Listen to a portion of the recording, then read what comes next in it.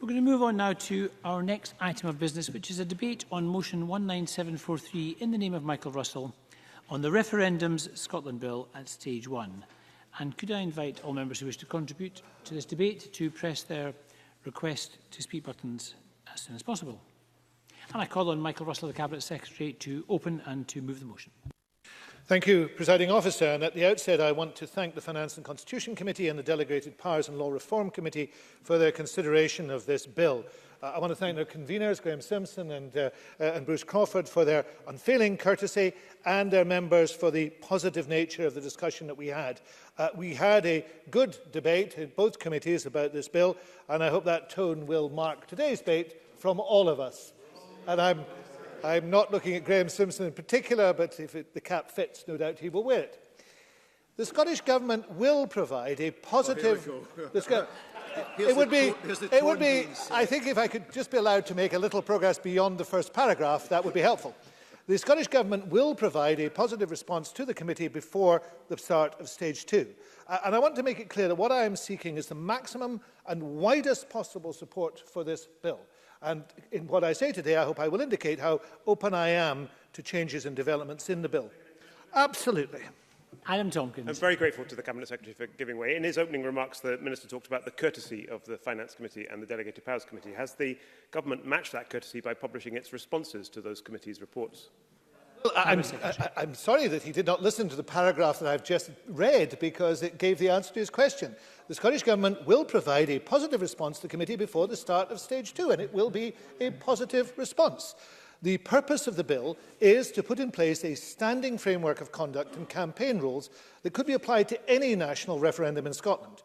My intention is that these rules meet the highest standards of electoral administration and regulation and reflect international best practice. This will ensure that the debate on a future referendum concentrates on the merit of the issue, not the process. There is existing legislation that sets out the rules and approaches to referendum held in Scotland, but there is no such Scottish legislation, and this bill therefore addresses a specific gap in the devolved legislative landscape, which is important considering that we are responsible for our own franchise. Now, I am pleased that the committee has recognised the importance of this work and has supported unanimously the policy intention of the bill. I am sure that the Westminster maxim will therefore be followed, that the vote follows the voice, and vice versa. As with all elections, the needs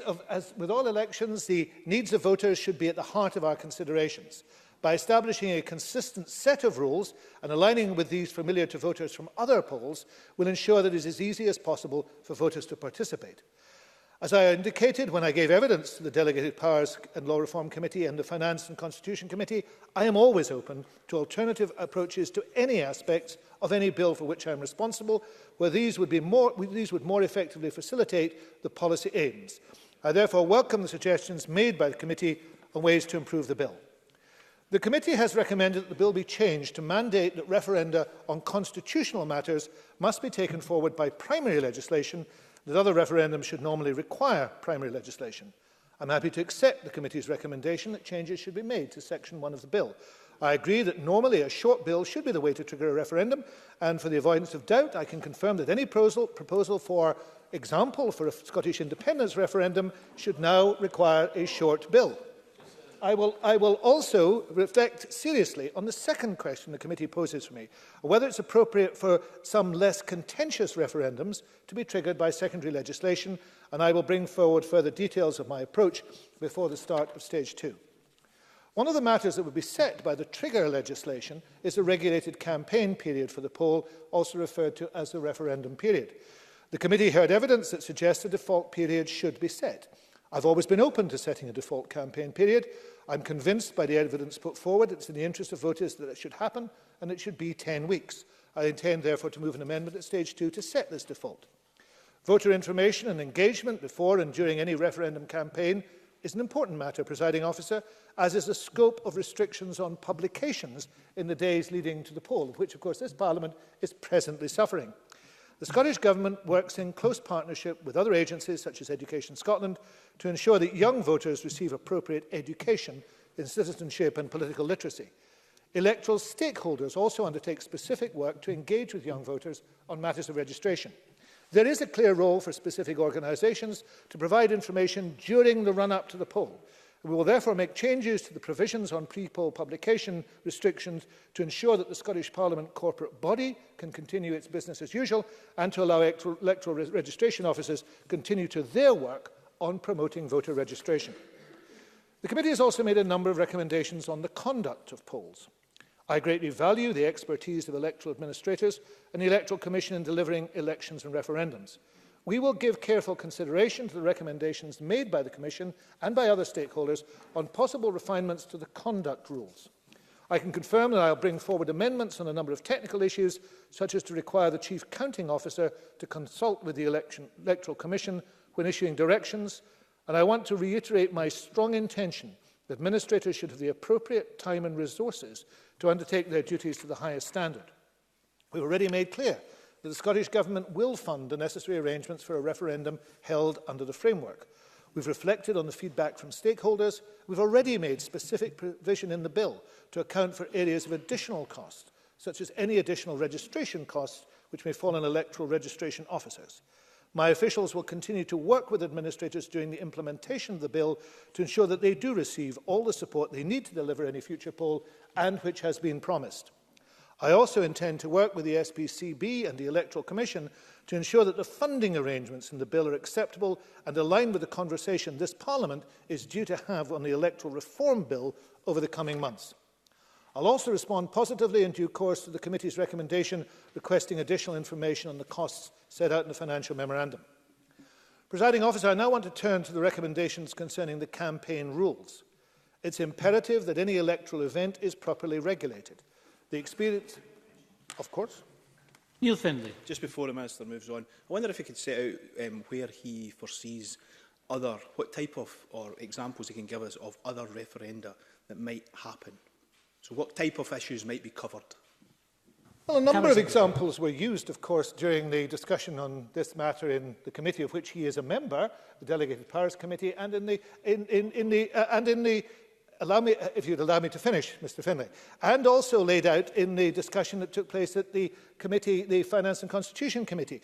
There are a range of issues, for example, arising possibly out of work of the Citizens' Assembly, which is what happened in Ireland, which could be considered. I am not going to go through a list of possibilities, but clearly those possibilities were discussed and could continue to be discussed.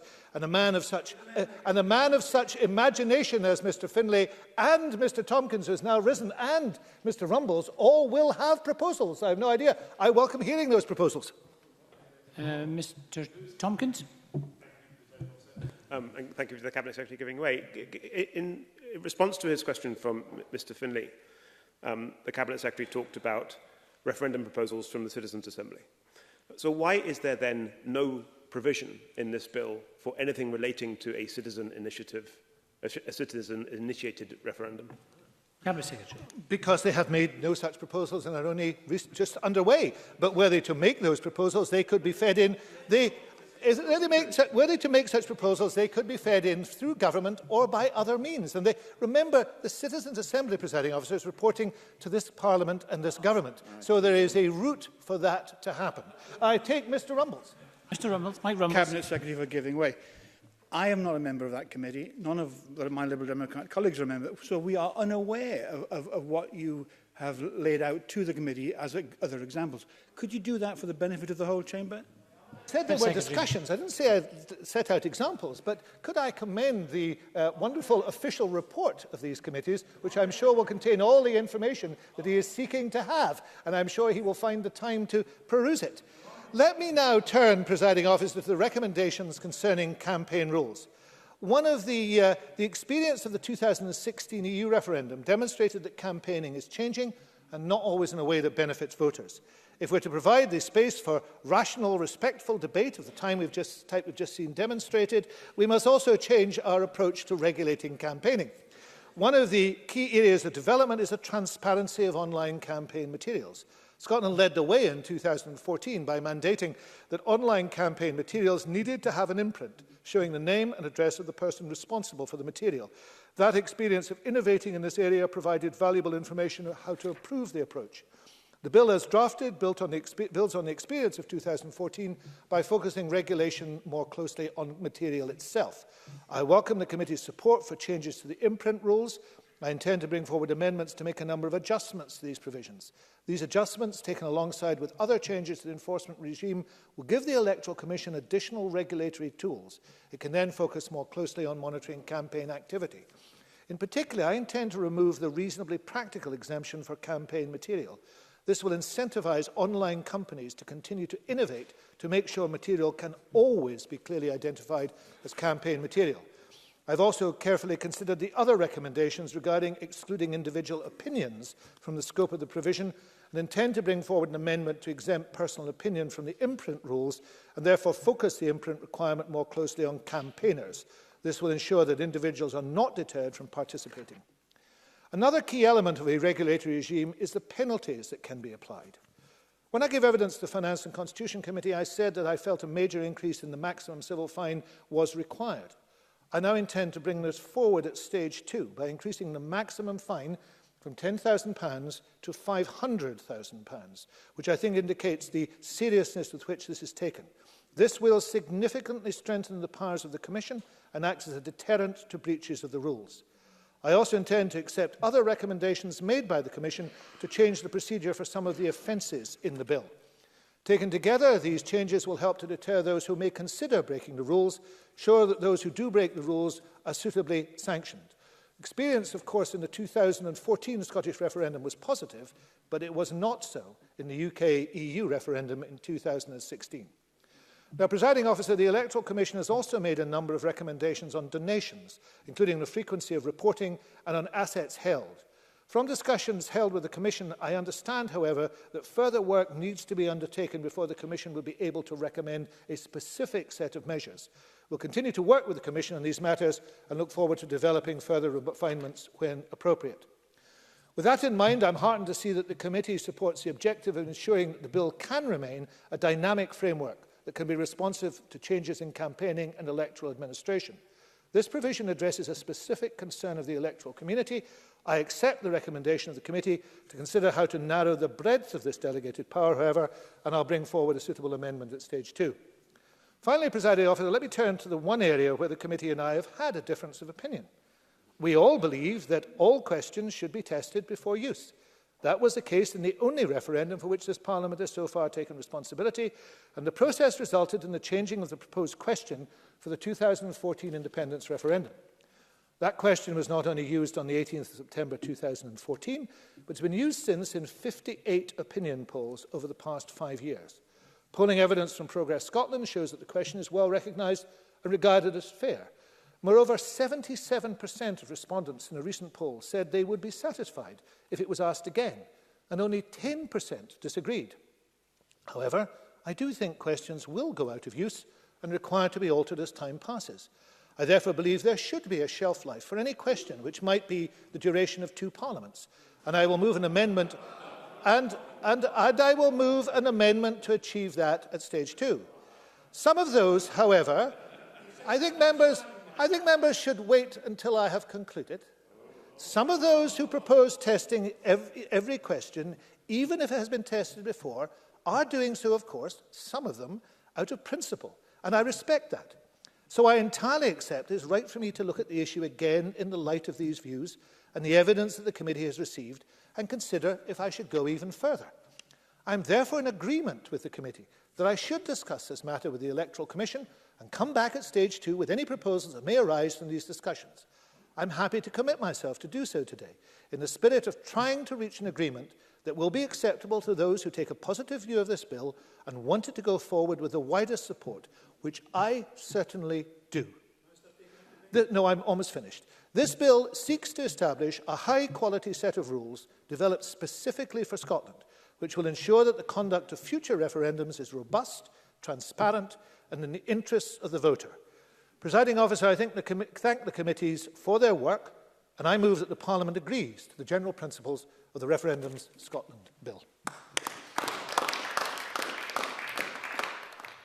Thank you, and I call Bruce Crawford as convener of the committee. Thank you, Presiding Officer. Presiding Officer, one of the ambitions of Scottish devolution was to create a new politics based on a much more consensual approach rather than the more adversarial style of politics that was seen at Westminster. This was always perhaps just a bit idealistic. But my goodness, do we need more consensual politics at this time, perhaps more so than at any time in my life? I'm therefore glad to say that the Finance and Constitution Committee were able to come to a consensus and produce a unanimous Stage 1 report on the Referendum Scotland Bill. This demonstrates quite clearly that it's still possible for colleagues right across the political spectrum working together to come to constructively and collaboratively to come to a conclusion. Frankly, if you'd asked me at the beginning of the process of our taking evidence if I would have been sceptical about whether such an outcome was indeed achievable. I therefore want to warmly thank my colleagues on the committee for the spirit in which they approached our scrutiny of the bill, particularly their collective willingness to reach a consensus based on the evidence. This enlightened approach is very welcome given the voracious cynicism and increasingly public distrust which I believe threatens to undermine our democratic values. The report, I believe, is an excellent example of good scrutiny based on detailed examination of expert evidence. It's also clear to me, as I'm sure it is also clear to the rest of my colleagues on the committee, that this unanimous outcome would not have been possible without the high level of professional input from our clerking team led by James Johnson, nor indeed without the excellent advice provided by our adviser, Alistair Clark. The support I received from the committee vice-convener, Adam Tompkins, in the process was also invaluable in achieving the outcome we did. We also very much welcome the spirit in which the report has been received by the Cabinet Secretary and recognise his willingness to consider our findings. And he's already outlined today some of the areas in which the Scottish Government intends to bring forward amendments in a range of areas. Presiding Officer, let me now turn in some detail to our key conclusions and recommendations.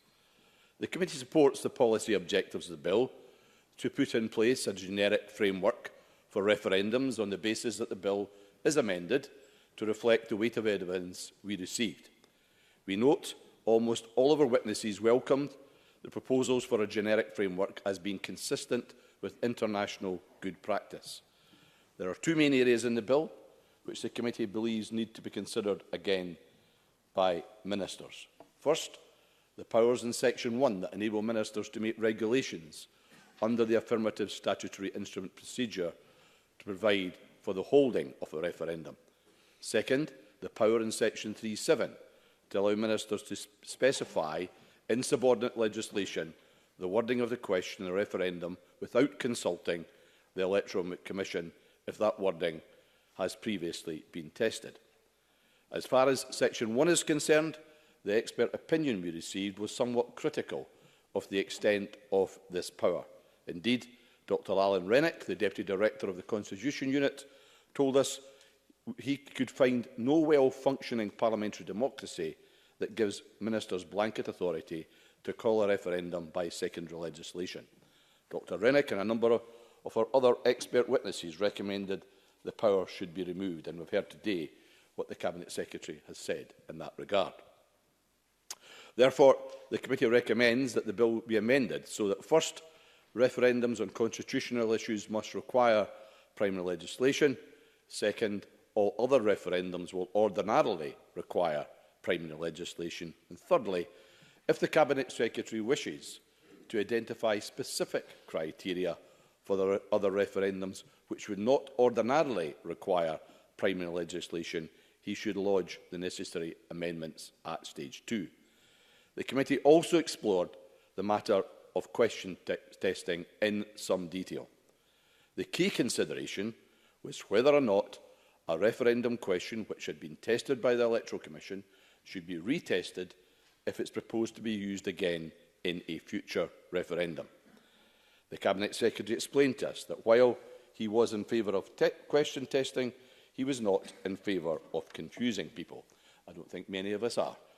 In relation to the possibility of a second independence referendum, his view is that the question used in the referendum in 2014 remains in current use. And to support this view, he cited the use of the wording in many opinion polls. However, the evidence the committee received mainly took a different view. In particular, the committee noted the evidence from the Electoral Commission. They told us they strongly believe that they should be asked to test a question, even when that question has been asked before. In their view, this is because contexts can change. They argue that a formal testing process provides assurance to the voter about the integrity of the referendum. The committee therefore recommended that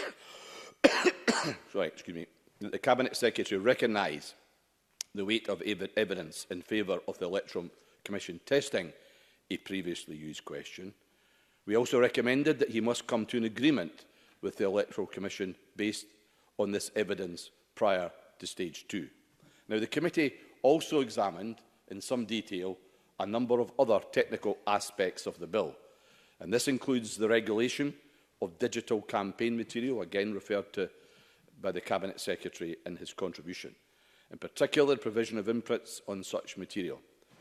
We recommended that the bill could be amended to tighten the requirements for providing imprints on digital material. We also recommended that ministers could provide some clarification of the intended scope of the bill in this area. On timing issues, we agreed with our witnesses that adequate time is required in advance of polling day for two key purposes. First, to allow sufficient time for the campaign so that voters have sufficient opportunity to be properly informed about the issues. Second, to allow administrators and regulators enough time to prepare for any referendum. We recommended that the bill is amended to include a minimum period of 10 weeks for the regulated referendum period. On thresholds, we did not consider that there was sufficient evidence to support anything other than a simple majority. Finally, the committee looked closely at section 37 of the bill. This section provides ministers with the power to modify the Act by regulations.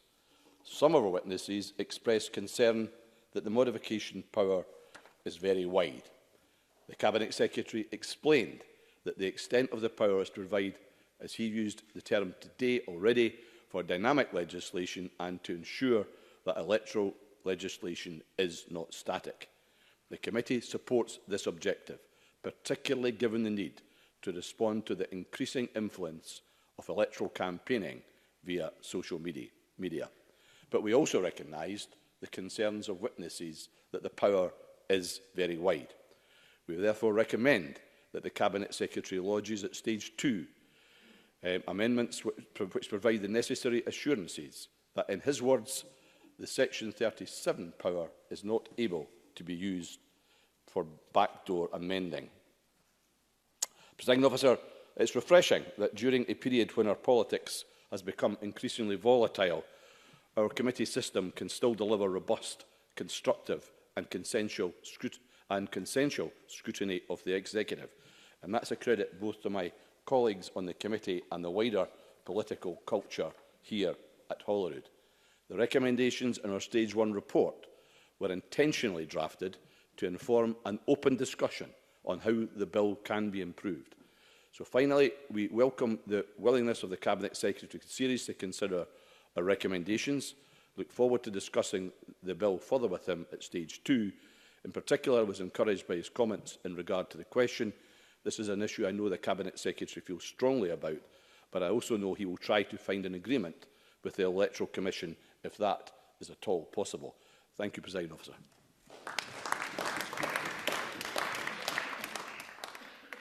Thank you very much. And I now call on Adam Tompkins to open for the Conservative Party. Thank you, Presiding Officer. Let me open with a quotation. "We have never hidden the fact that I see this bill being used by the Parliament and the Government to create the referendum for independence." Unquote. So said Mike Russell in evidence to this Parliament's Finance and Constitution Committee in September this year. So let there be no doubt. For the SNP, this bill is not about referendums in general. It is about IndyRef 2. This bill was announced by the First Minister in a statement about independence. And there is no issue, as we heard from the Cabinet Secretary earlier this afternoon. There is no issue other than independence which the SNP proposed to put to the people of Scotland in a referendum. This bill is designed with only one purpose in mind: to pave the way for an unwanted second independence referendum. Scottish Conservative MSPs, presiding officer, were elected to this Parliament on a manifesto commitment that was crystal clear. We will oppose the SNP's attempts to steamroller Scotland into an unwanted second independence referendum every step of the way. And for that reason, I'll take an intervention in a minute, and for that reason, we will oppose this unwanted referendums bill at every stage, including in the stage 1 vote this evening. We will vote against this bill. We do not support its general principles. We do not want a second independence referendum. The question of independence was put to the people of Scotland in a referendum in 2014 that Nicola Sturgeon herself described as once in a lifetime. We said no, and we meant it. But even now, Nicola Sturgeon is not listening. Presiding officer, if the general principles of this bill are bad enough, its detail is worse. Not at the moment. Not only are the SNP trying to steamroller us into a second independence referendum, they are trying to rig that referendum by playing fast and loose with its rules. Let's start with section 1, which says this: the Scottish ministers may, by regulations, provide for a referendum to be held throughout Scotland. This is an astonishing provision, which I note the Finance and Constitution Committee has unanimously recommended must be amended. There is no equivalent power in the UK's standing legislation on referendums. No referendum can be held in the United Kingdom without the authority of an Act of Parliament, the highest source of law we have. Yet here, Mike Russell wants to give himself the power by a click of his ministerial fingers to hold a referendum by order. Alan Rennick of the Constitution Unit at University College London told the Finance Committee that he knows of no well-functioning parliamentary democracy in the world that gives ministers blanket authority to call a referendum in this way. And the Institute for Government agree. Section 1 should be removed from the bill, they have said. Primary legislation should provide the basis of any future referendum in Scotland. This is so obviously right, presiding officer, that it really should not need saying. Referendums decide things. They are not expressions of opinion. They are formal devices for making decisions. Scotland decided not to become independent of the rest of the United Kingdom in 2014. And the United Kingdom decided to leave the European Union in 2016, in a few moments. These are big decisions. And the process for making them demands the fullest scrutiny. And that is why passing an act, rather than Mr. Russell clicking his fingers, should be a mandatory requirement for any referendum. Referendums, Mr. Russell, I'll give way in 1 second. Referendums, Mr. Russell, are about enhancing democracy. They are not about augmenting ministerial powers to rule by diktat. Section 1 of your bill is badly misconceived and it should be removed from the legislation. Cabinet Secretary Michael Surprising Russell. that the member who's a professor of constitutional law does not know that secondary legislation isn't about clicking fingers, but let that pass. How does it enhance democracy to make sure that the people of Scotland are not heard when they vote not to leave the EU? Alan Tompkins. How does it enhance democracy for this Parliament not to be allowed to debate whether there should be any future referendum, Mr. Russell? That's the question in front of us today. Presiding officer, I want to move on to the role of the Electoral Commission. Presiding officer, it has become a much valued, widely respected and absolutely core aspect of referendums in the United Kingdom that a proposed referendum question must be tested for its intelligibility by the Independent Electoral Commission. Referendum questions are proposed by ministers, tested by the Electoral Commission, and then ultimately set by Parliament. Yet Section 3(7) of this bill, a provision every bit as egregious as Section 1, would allow Scottish ministers to bypass altogether the Electoral Commission's role in question setting in the event that a proposed referendum question has been tested at some point in the past. Now, I can find nobody other than Mike Russell who thinks this is anything other than a terrible idea. The Electoral Commission itself was robust in the evidence it supplied to the Finance and Constitution Committee. The Electoral Commission must be required to assess any referendum question proposed in legislation, regardless of whether the Commission has previously published views on the question proposed. That's the Electoral Commission's view, Presiding Officer, and it's absolutely correct. It was supported by all of the witnesses the Finance and Constitution Committee heard from, including the Constitution Unit, the Institute for Government and the Law Society of Scotland. Referendums require the fullest public confidence if their results are to be respected. And the Electoral Commission's expert and independent testing of the question is key to establishing and maintaining that confidence. It should never be bypassed. Ministers have given no good reason for wanting to oust the jurisdiction of the Electoral Commission. This is nothing other than another ill-conceived power grab by a minister desperate for IndyRef 2 and desperate to ensure that his side can campaign under flags and banners for yes, as Nicola Sturgeon did in George Square at the weekend and as they all did in 2014. Presiding Officer, we need to learn from the experience of previously held referendums. We know much more about referendums, about referendum campaigns, and about the impact of referendum results than we did before the 2014 and the 2016 constitutional referendums that have so left their mark on Scottish and British politics. It is vital that the Electoral Commission is not merely permitted, but is required by law to assess all referendum questions, whether novel or recycled, in order that we learn all appropriate lessons from past experience. The Electoral Commission's full role must be restored, and the Minister's attempts to bypass it in Section 3.7 must be removed from this legislation. Presiding Officer, in legislating for electoral events, whether elections or referendums, the paramount principle is surely to put the interests of voters first. This bill fails that test. The Institute for Government have said this. It is imperative, they've said, that the Scottish Government avoid the perception that it is seeking to avoid full scrutiny of any future referendum proposal by intention or as a consequence of a desire to fast-track the process. I hope the Minister is listening and takes heed of this advice. Seeking to sideline the independent expertise of the Electoral Commission is not a good look, and the Minister should change course while he still can. As it stands, Presiding Officer, this is a bad bill. It seeks to pave the way for a second independence referendum that Scotland does not want, in clear breach of the promises to the Scottish people that Nicola Sturgeon made when campaigning in 2014. And this is a bad bill, Presiding Officer, because it purports to give to Scottish ministers powers that no government minister should have in a well-functioning democracy, and frankly, powers that no minister who respects the democratic process should want.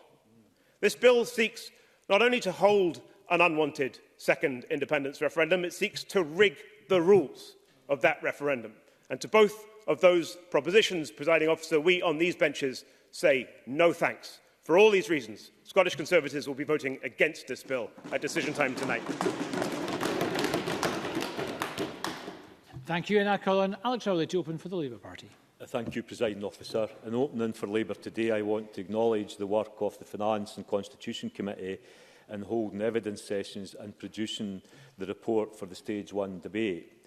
The committee supported the policy objective of the bill, and if we as a country wanted to move more and more to a direct democracy where referenda was used more and more in decision-making, then the objectives set out in the bill would be sound. That is not to say the bill as it currently stands is sound, but the committee did make a number of key recommendations on how to improve some of the fundamental flaws that are currently part of the bill. But the first issue I would want to raise, indeed the main issue I would want to raise, is to question whether there is a need for this bill. Are we moving in a direction that is going to see the people of Scotland being engaged in more referendums? Are the people of Scotland at this time demanding more referendums? They do want Brexit fixed, and if a people's vote gives us the opportunity to move on that, then yes. But I have to say my experience is that the people of Scotland are sick, fed up of constitutional conflict. I am not sure that in Scotland at this time there is a demand for a referendum bill, and certainly not until the current constitutional crisis created by the Tories and made even worse by the Tories is resolved. Yeah. Patrick Harvey. I'm grateful to the member for giving way. Clearly he has concerns and disagrees with those of us who support independence about the idea of more constitutional referendums. But were there any of the witnesses who gave us expert evidence on the democratic process, on referendums, or indeed the Electoral Commission, who said that the principle of a framework bill for referendums was a bad idea in itself? I seem to recall they all supported it. Alex Rowley. Well, I think I'm coming on to that, and I will address Mr Harvey's point. The SNP, on the one hand, have tried to portray this bill, just as Mr Harvey does, as simply being an administrative procedure to facilitate future referendums, as opposed to the ad hoc approach that's in place at the present time. But of course, this bill is only really about one referendum. And in fairness, the SNP have made no secret of that. This is the SNP Indie Ref 2 bill. As Nicola Sturgeon has made clear, this bill is being put into place to pave the way for another independence referendum within the lifetime of this Parliament. Labour cannot support this bill on that basis. We believe it is not in Scotland's interest, in the midst of the Tory Brexit chaos, to create even more uncertainty and even more chaos. Indeed, I would suggest it would be impossible during this chaos to put a clear proposition to the Scottish people. Would we be in Europe? Would we be out of Europe? Mr Russell suggests he has had a nod and a wink from some in Europe that we would be welcomed with open arms. I'm not sure who nodded. Yeah.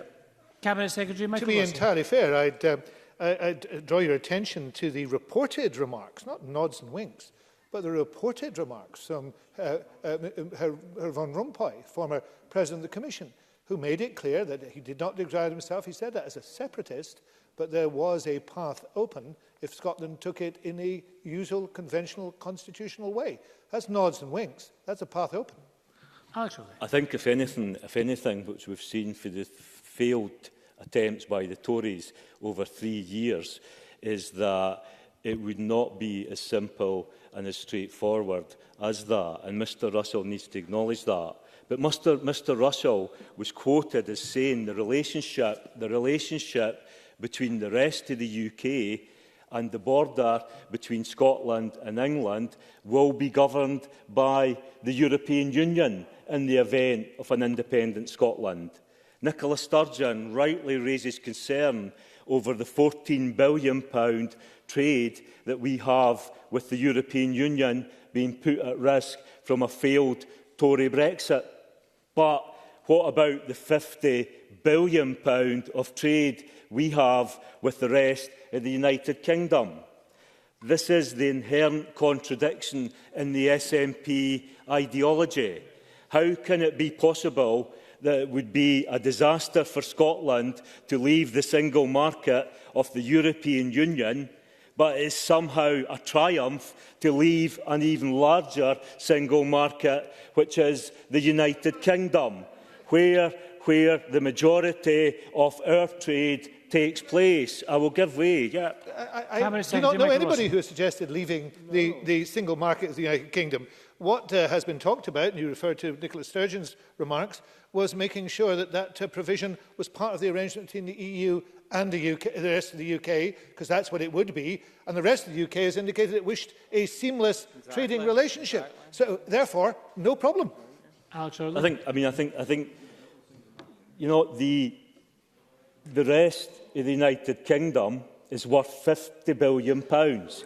If we end up with a hard border between Scotland and England, and I just quoted this, I read it this morning for an article in the Scotsman where Mr Russell said that it would be down to the governance of the European Union to how that border or hard border would work. How can we in this Parliament argue that a hard border in Ireland is a bad thing, but a hard border between Scotland and England is a price worth paying? The answer is we can't.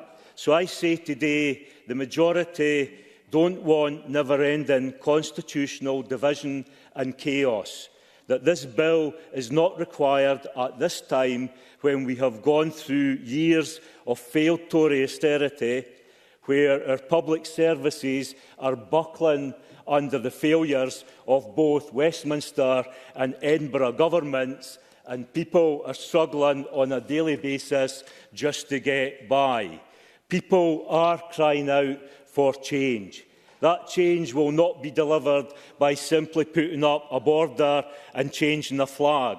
Indeed, the SNP's Growth Commission demonstrates that independence cannot deliver fundamental change that Scotland needs in our economy and in our society.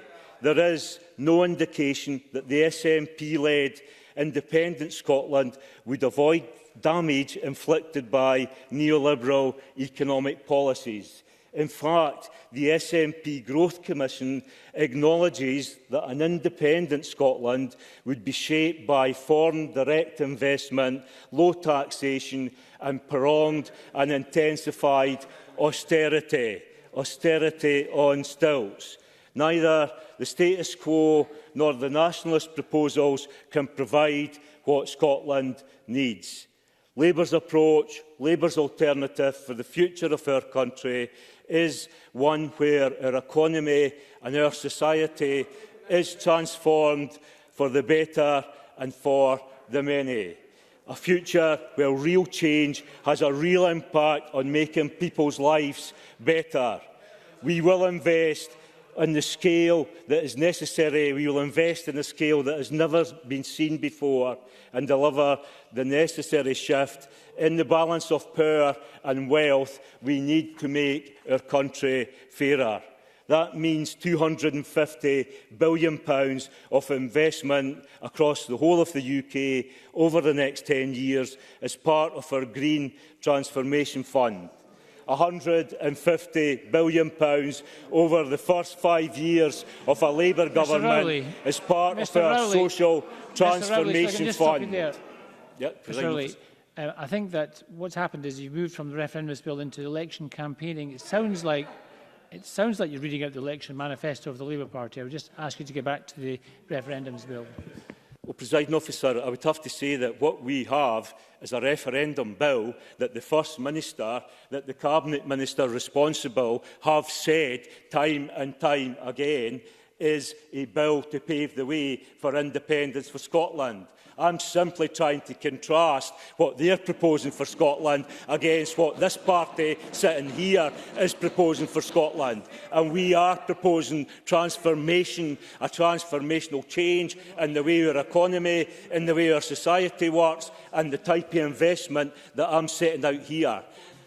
The Growth Commission, the Cabinet Secretary for Finance is sitting, having a wee chuckle to himself there. The Growth Commission, which Derek Mackay sat on, has made clear that we would have more austerity, decades more austerity as a result of this independence referendum bill that we have in front of us today. So, Presiding Officer, to conclude, rather than trying to rig a referendum, this government here in Edinburgh should bring a halt to this legislation and free up the time to allow this Parliament to focus on the kind of transformation our country needs. This bill is flawed. Vote it down. Thank you very much. And I now call on Patrick Harvey to open for the Green Party. Thank you, Presiding Officer. And while it's always great fun to debate borders, flags or the Growth Commission, I'm afraid I've come here to debate a framework bill on referendums, because I do value the work that my colleagues and I on the Finance and Constitution Committee have done, taking evidence on that bill. And I think the evidence on the basic principle that there should be framework legislation for referendums, the evidence there is pretty clear. I can't remember hearing a substantial case against it from all of the evidence that we've sought. But there are clearly changes that will be required to this bill, and I think the Cabinet Secretary has acknowledged that. I have struggled to understand the case, for example, that a question can be so urgent that primary legislation can't be used and secondary legislation should be used, and yet the same question not so important that scrutiny can be dispensed with. So I and the committee's report, I'm not saying never to the idea of secondary legislation, but the Scottish Government needs to be far clearer about the principles involved and in what circumstances it thinks that should be justified. On question testing, a case can be made as well for a shelf life, but it's not an overwhelming case. And if there is time to conduct question testing in preparation for any particular referendum, then I struggle to see why that testing should be dispensed with. We do have to acknowledge the importance and the legitimacy of an independent body that can advise on democratic processes. And either we trust the Electoral Commission to be that body or we don't. A case might be made for Scotland creating a new independent body to take on those functions. In particular, I'm unclear why only those political parties that have 2 MPs at Westminster should be able to nominate commissioners to the Electoral Commission. I have no idea why a DUP commissioner should have any say in issues reflecting Scottish democracy. But there is no case for saying that we will use the Electoral Commission as that independent body, but only if we think it will make decisions we agree with. And the context here is clearly about NDREF 2 and the fear that some people would seek to muddy the waters by reframing that debate when it comes using terms that have never been used in relation to independence, but which are solely defined around Brexit. People have mischievously suggested, I think, reframing that debate around Leave and Remain. Leave, Vote Leave and Leave.eu are established, distinct political brands which come preloaded with their political values. Both organisations and Leave as a political brand are permanently associated with their track record of anti-European attitudes, hostility to immigration and serious breaches of electoral law. And while in this chamber we are not allowed to accuse anyone of lying, both organisations have made countless statements which strain my ability to find a kinder description. Remain is also strongly associated with the question of EU membership, with freedom of movement, with a single market, and not all supporters of independence agree with those positions. So the purpose of the Electoral Commission's testing is to develop clear advice on intelligibility, and it seems to me overwhelmingly clear that any proposal to reframe independence around Leave and Remain would be rejected by any fair assessment. Neil Findlay. Mr Harvey rightly lays in to the mistruths said by the Leave campaign, but I have to ask him to reflect on some of the utter rubbish that was in the white paper that was presented at the independence campaign. Would you reflect on that as well? I have reflected on many occasions as to why I didn't support the SNP's white paper, and on another occasion we'll debate that in detail. I do urge the Scottish Government, though, to have confidence in the Electoral Commission's process for testing, or if he doesn't have confidence, to propose an alternative. I'm glad that the door, from the Scottish Government's point of view, doesn't appear now to be closed in relation to the issue of testing, and I do think we need to hear more before stage 2. There are many other issues that I want to touch on in the brief time available. The lessons that we need to learn from 2014, 2016 and more. The issues around political interference, around dark money, around political education that needs to be so much stronger.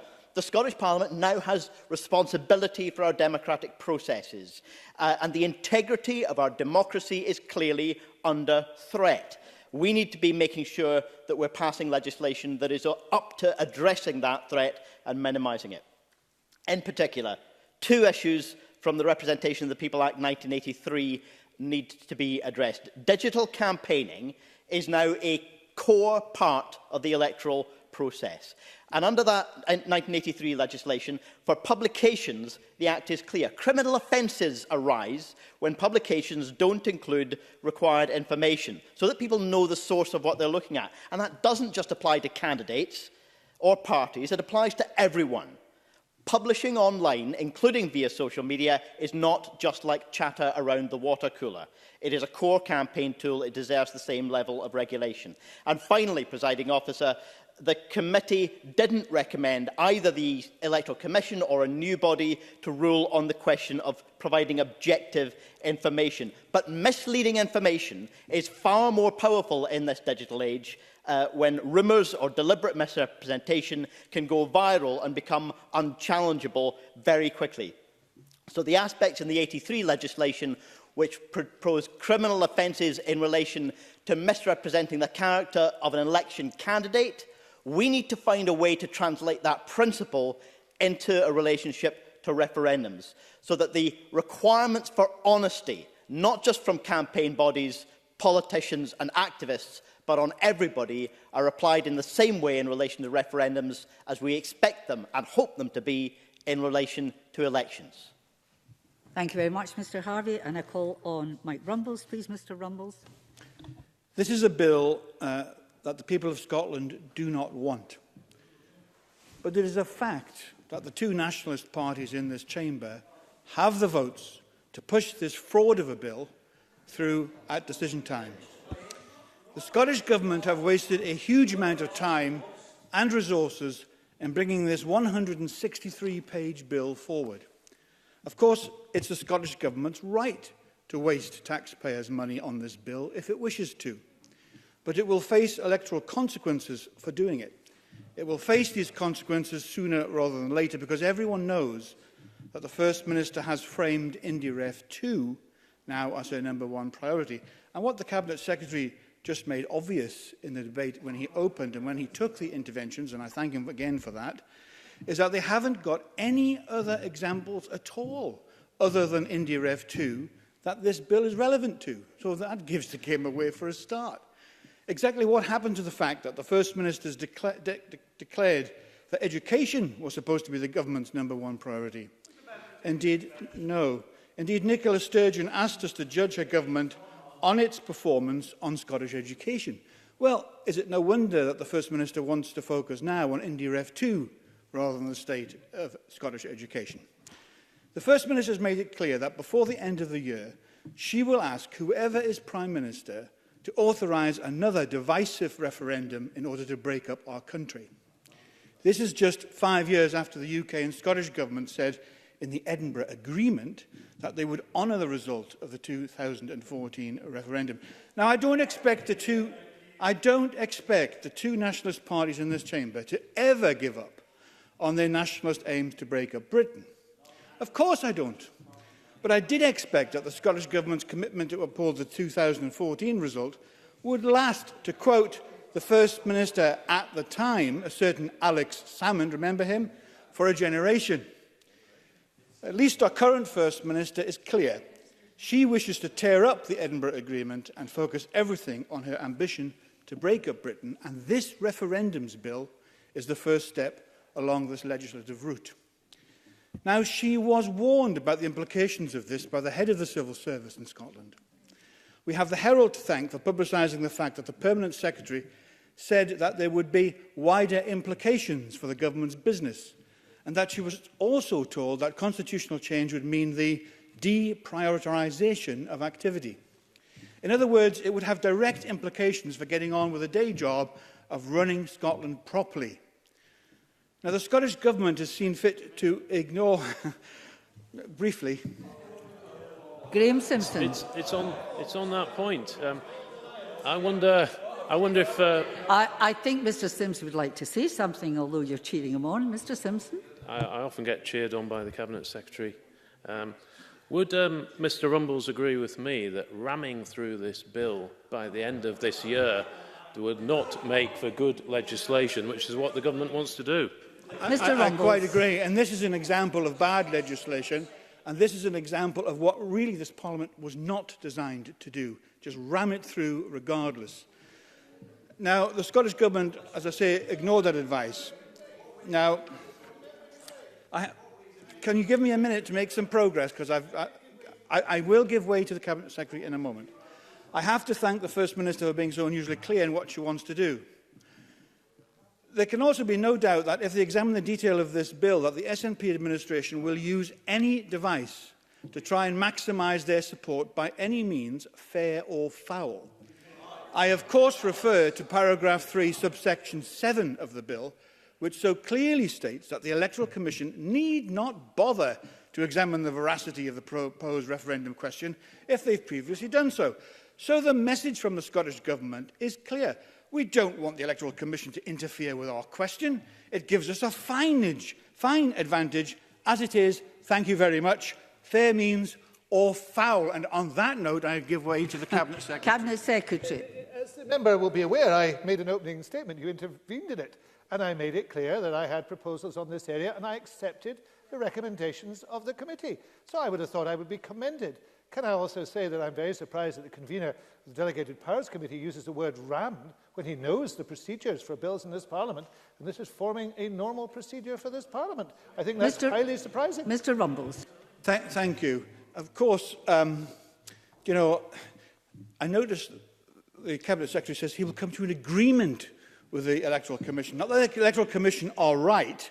What a measure of the integrity of this Scottish Government that they've even tried to get away with this. Deputy Presiding Officer, I would much rather have been here today to respond to a debate about the Scottish Government's domestic agenda, to deal with the devolved issues that the Scottish Government actually has responsibility for. The Constitution of our country is a responsibility for our other Parliament in Westminster. Our Parliament here at Holyrood is responsible for the important issues that affect people's lives. We're told by the Scottish Government that it hasn't the time or resources to work on the promised crofting bill, which was so unceremoniously dumped. What has delayed the agricultural bill? Why have we not got a bill to ensure that mental health will be treated as well as physical health? Why have we not got a bill to end homelessness? Where is the Good Food Nation bill? I could list so many more areas to address which this Scottish Government has delayed or dropped, and they proceed with this fraud of a bill. Why? Because they value this referendums bill and IndyRef 2 above everything else. Presiding Officer, the Liberal Democrats do not want the chaos of breaking up Britain added to the chaos of Brexit we're already facing. We don't support this bill, and we will be voting against it at decision time.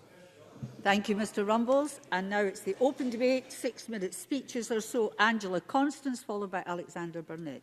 Ms Constance, please. Thank you, Presiding Officer. I was representing this Parliament at the Council of Europe's Congress of Regions and Local Government when the Finance and Constitution Committee was in the process of finalising their Stage 1 report. Nonetheless, though, I have no hesitation in associating myself with this report because, as usual, under the stewardship of Bruce Crawford, the committee pursued the art of the possible and consensus wherever possible. And it is a shame that some contributors to today's debate, particularly those that are members of the Finance and Constitution Committee, haven't taken on board Mr Russell's opening remarks or indeed his significant concessions. And the committee convener outlined that the recommendations in the Stage 1 report are intentionally drafted to inform further discussion and debate on how we get the very best referendums legislation. And I believe the committee's report can help us as we go forward to learn from the best of the 2014 referendum experience, but also from the worst of the 2016 experience and the unfolding consequences. And, Presiding Officer, I have never hidden that I've believed in independence since I was 8, and indeed I've waved a few flags in my time. And I've campaigned and indeed marched for independence since I was 18, at a time when it was far from fashionable. And I was also, in 2016, elected on a manifesto commitment that said we believe that the Scottish Parliament should have the right to hold another referendum if there is a significant and material change in the circumstances that prevailed in 2014, such as Scotland being taken out of the EU against our will. And I want our journey towards independence to be built on the highest of international standards. So we can't pick and choose when we apply that gold standard. Therefore, I want any referendum on Scotland's constitutional future to be built on primary legislation, because I fundamentally want this Parliament to decide, and every member of it to have the opportunity and the choice to vote for it or against it.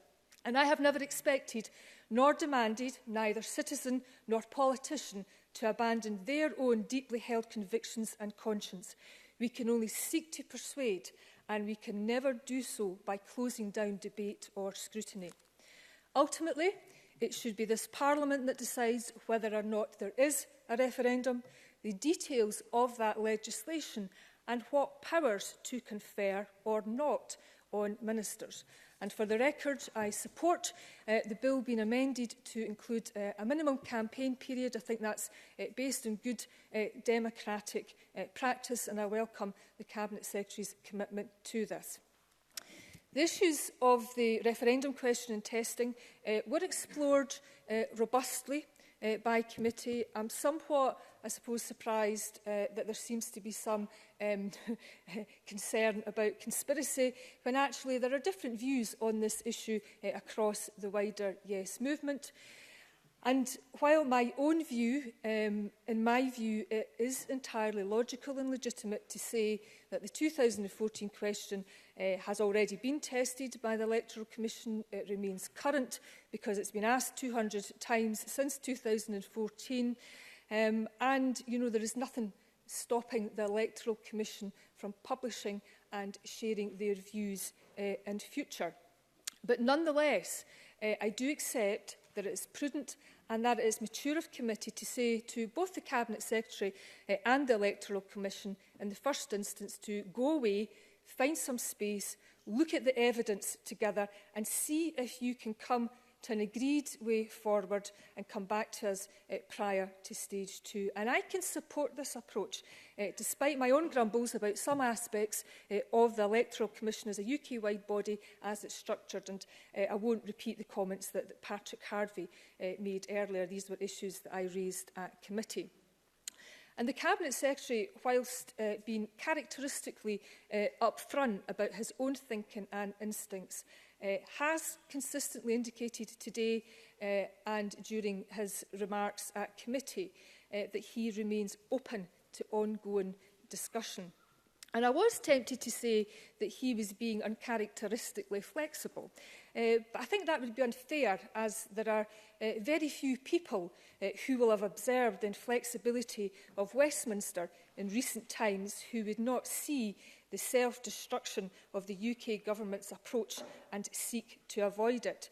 The UK government have failed to generate consent and trust from Remainers, and they've even lost support of some of their own.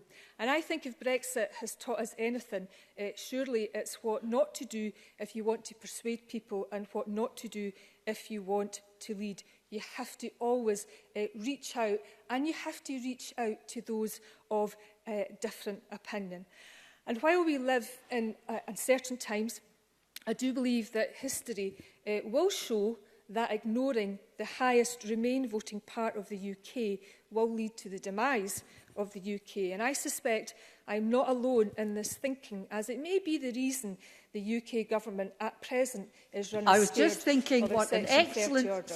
Pardon, please Point sit down. end on. I was just thinking an excellent speech, actually speaking to the bill on stage 1, and you're just beginning to drift into electioneering, just easing yourself into it, but nevertheless you're doing it, so stop. Well, I will take your advice, Presiding Officer, and stop. and just end on the point that in relation to this bill could help us build a future, build a consensus, whatever your views are about Scotland's constitutional future. Thank you. And, you know, I have to remind members we are discussing stage one of a bill, a very technical bill, and it's very useful if members will speak to that in the main. I call now Alexander Burnett to be followed by Tom Arthur. Mr Burnett.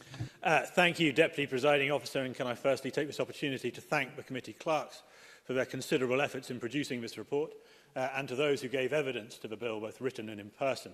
As ever, their time and effort is much appreciated. Now, like most committee members, during multiple evidence sessions, I focused on a particular theme.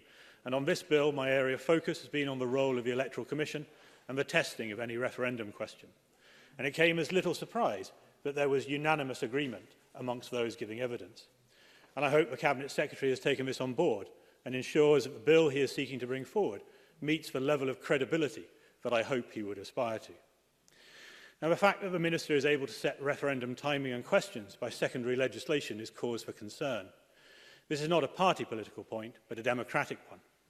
And would the Cabinet Secretary be happy when the shoe is on the other foot and such important details are at the discretion of a Scottish Conservative Minister?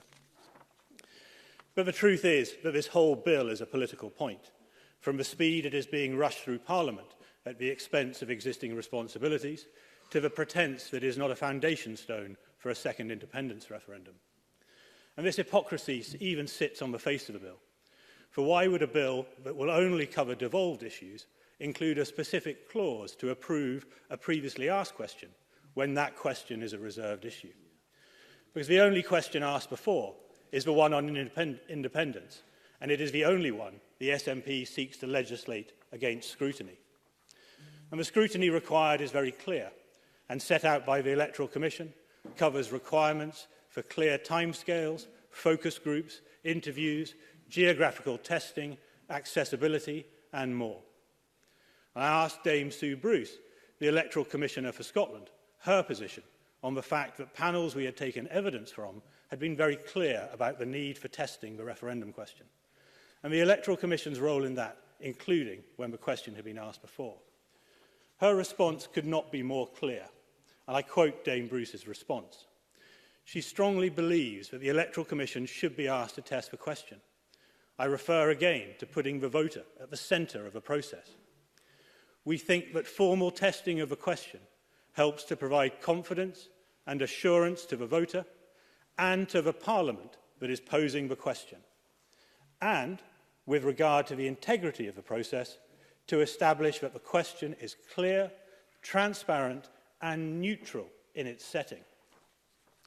So, based on the evidence, it was not surprising that the committee concluded at stage one to recommend that the Cabinet Secretary recognises the weight of evidence above in favour of the Electoral Commission testing a previously used referendum question, and must come to an agreement based on this evidence with the Electoral Commission prior to stage two.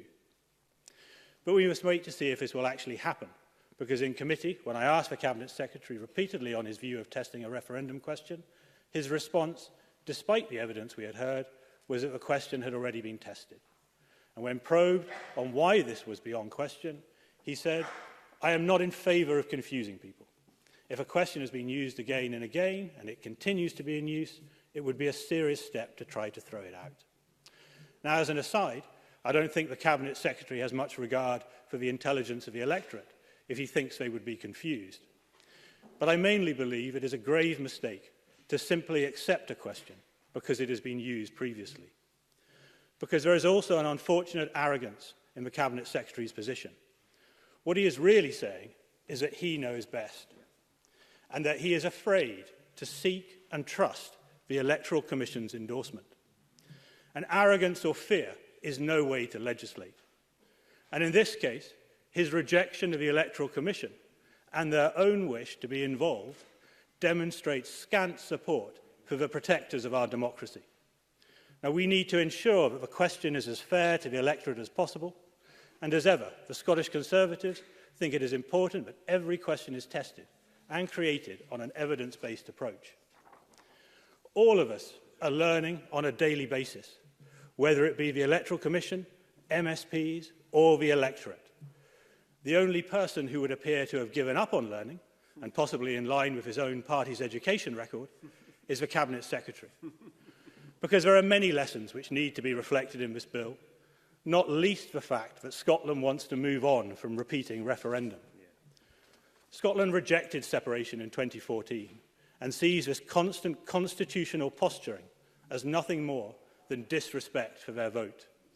So, Cabinet Secretary, I just say it's never too late to start learning. Thank you. Thank you. I call Tom Arthur to be followed by Neil Findlay. Mr Arthur, please. Thank you, Presiding Officer. I'm grateful for the opportunity to speak in this debate. I would like to begin by thanking the clerks and my colleagues on both the Delegated Powers and Law Reform Committee and the Finance and Constitution Committee. And I would like to associate myself with the remarks of Bruce Crawford speaking in his capacity as Chair of the Finance and Constitution Committee. I think the work that both committees undertook was serious, rigorous. I think all members of the committee, of both committees, played an important part, and I believe this legislation will be strengthened as a consequence of that.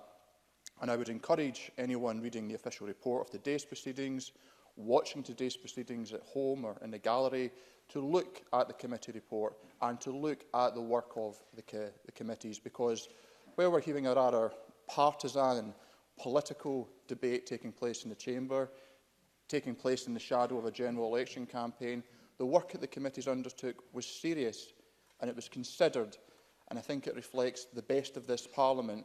And I hope as this debate progresses this afternoon, we see more of that ethos and spirit come into our contributions this afternoon.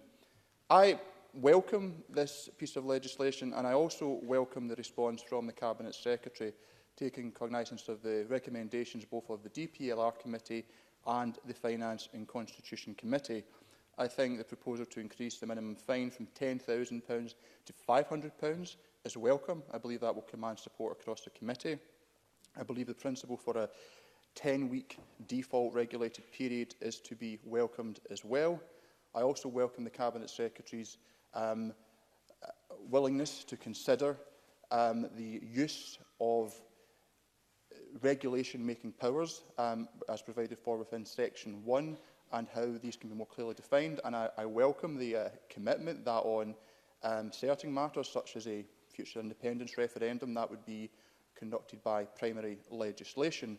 I think that is a sensible way to approach any future referendum, and what this referendum bill and what our deliberations on it offer us is the opportunity to consider the operational matters and the mechanics of any future referendum in what is as close to possible as a sterile political environment, meaning that any future bill paving the way for a referendum on independence for Scotland can focus primarily on the merits of whether that question should be asked or not, which we all have strong views on. On the issue of question testing, I have a degree of sympathy for all positions that have been expressed this afternoon, and as the committee report makes clear, the committee was unanimous in recognising the weight of evidence submitted. However, I would note that there have been, to my knowledge, 6 national referendums in Scotland. 3 of these have been specific to Scotland, 3 have been part of the UK as a whole. Now, the first 3 of these took place in 1975, 1979 and 1997. 3 referendums over 22 years, 2 on devolution, 1 concerning membership of the European Union. However, in the space of 5 years, we have had 3 referendums. So there is a trend of more and of increasing frequency of referendums. I think they are a useful tool for taking certain decisions which perhaps go beyond what would normally be considered appropriate for MSPs to take. In committee, there was certain examples that were highlighted. I think the possibility of questions being referred from Citizens' Assembly is an idea that requires further investigation. I think in that particular scenario, where questions being referred from Citizens' Assemblies, where there was considerable deliberation, where there had been rather considerable deliberation and much public discussion, that might be a potential occasion when the vehicle of using a statutory instrument may be a more appropriate means of initiating that referendum.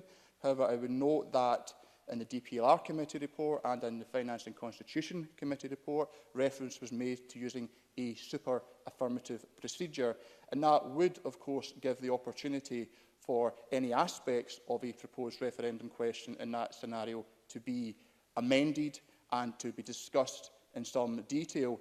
So I think while it should be the norm that referendum questions are considered via primary legislation, there is a case for, I think, retaining that power to create referendums through secondary legislation. And I think that's something that has to be considered at stage 2. And I look forward to having discussions with committee colleagues on the Finance and Constitution Committee and potentially on the Delegated Power and Law Reform Committee as well. In concluding, Presiding Officer, I would note that the Finance and Constitution Committee was unanimous in supporting the policy objectives of the bill. Now, I appreciate today's vote is on the general principles and some opposition members will feel that they are unable to do so. However, given that there was unanimity on supporting the policy objectives of the bill, I would urge opposition members to abstain to allow the bill to progress to stage 2, where it can be amended and their concerns can be addressed, concerns which the Cabinet Secretary has recognised and is showing a willingness to engage constructively with all members and committees to take forward. Thank you, Presiding Officer. Thank you very much, Mr Arthur. I call Leo Finlay to be followed by Jenny Gilruth. Mr Finlay, please. Presiding Officer, there are days when this Parliament inspires me and it motivates me and it delivers for our people. And there are days when this place depresses me, when it navel-gazes, when its focus is on issues that command the energy and attention of the political class and is used for narrow party advantage, but which completely and utterly ignores the plight of the people we are sent here to represent. And I'm afraid this is one of those occasions, because I have to say, Presiding Officer, that in 16 years of elected politics, I have not had a single person, not one, come to me and demand that we put through a framework bill on how we conduct referendums. Not one. But let me set out very clearly what people do come to me about. Let me tell you about the issues affecting my community. And I would bet my last penny that these are the issues filling almost every other member of this Parliament's mailbox and taking up their time at constituency surgeries. My constituents in Stonyburn want to know why they no longer have a GP practice in their village for the first time since the formation of the National Health Service. Sorry, Mr Finlay. Mr Finlay, please sit down. I know this is difficult for everybody. This is stage 1 of a bill on technical issues. Yes, speak against the bill, absolutely. But I don't want to hear detailed political points being made. Instead of discussing, well, you've made your general points, you think there's more important issues, that's your position, but let's discuss this bill. That's what this debate is about. Officer, I am going to expand on my argument that I'm putting across. I need to exemplify the points that I'm making, and that's what I am attempting to do. And you'll see where my argument goes if you allow me to make those points. I'll give you a bit of leeway, but don't stretch it too far. So my point is, why are my constituents not seeing this Parliament address that issue? Why are my constituents across the Lothian, who are trying to find somewhere to live, who cannot access a council house, who cannot afford rising rents, why are they not afforded a citizens' initiative or a referendum on a proposal to address homelessness in this city? I'll bet they would want one. Tom Arthur. The member, I'm very grateful to Neil Finlay for giving way. Would he like to see these issues potentially discussed at a future Citizens' Assembly? And if there were to be significant and radical proposals were to come forward, would he like to see them put to the people in a referendum potentially? Well, I think we're starting to move into a whole different set-up, and that would need very wide discussion, because I'll tell you this, there are other issues, like my constituents from East Calder, who are waiting 54 weeks on orthopaedic operations. They're supposed to have a legal... No, I'm sorry, Mr Finlay, I've warned you already. You're now going into constituency detail. That is the... Please sit down. Please sit down. I understand your position, but don't abuse it. This is a debate on when you don't agree with the bill, fine. You don't agree with the bill because you think there's other better things to deal with. Yes, you've said that. Now please tackle the report that's before you. Attack that. But don't, I'm not going to listen to details of constituency members. I'll ask you to sit down and stop otherwise. Well, you can do that. Because I think they want to know where ministers in this Parliament break the law over 100,000 times. Where is the initiative in this Parliament, like we are seeing a new initiative with a referendum, where is the new initiative that comes forward to hold ministers who break the law to account?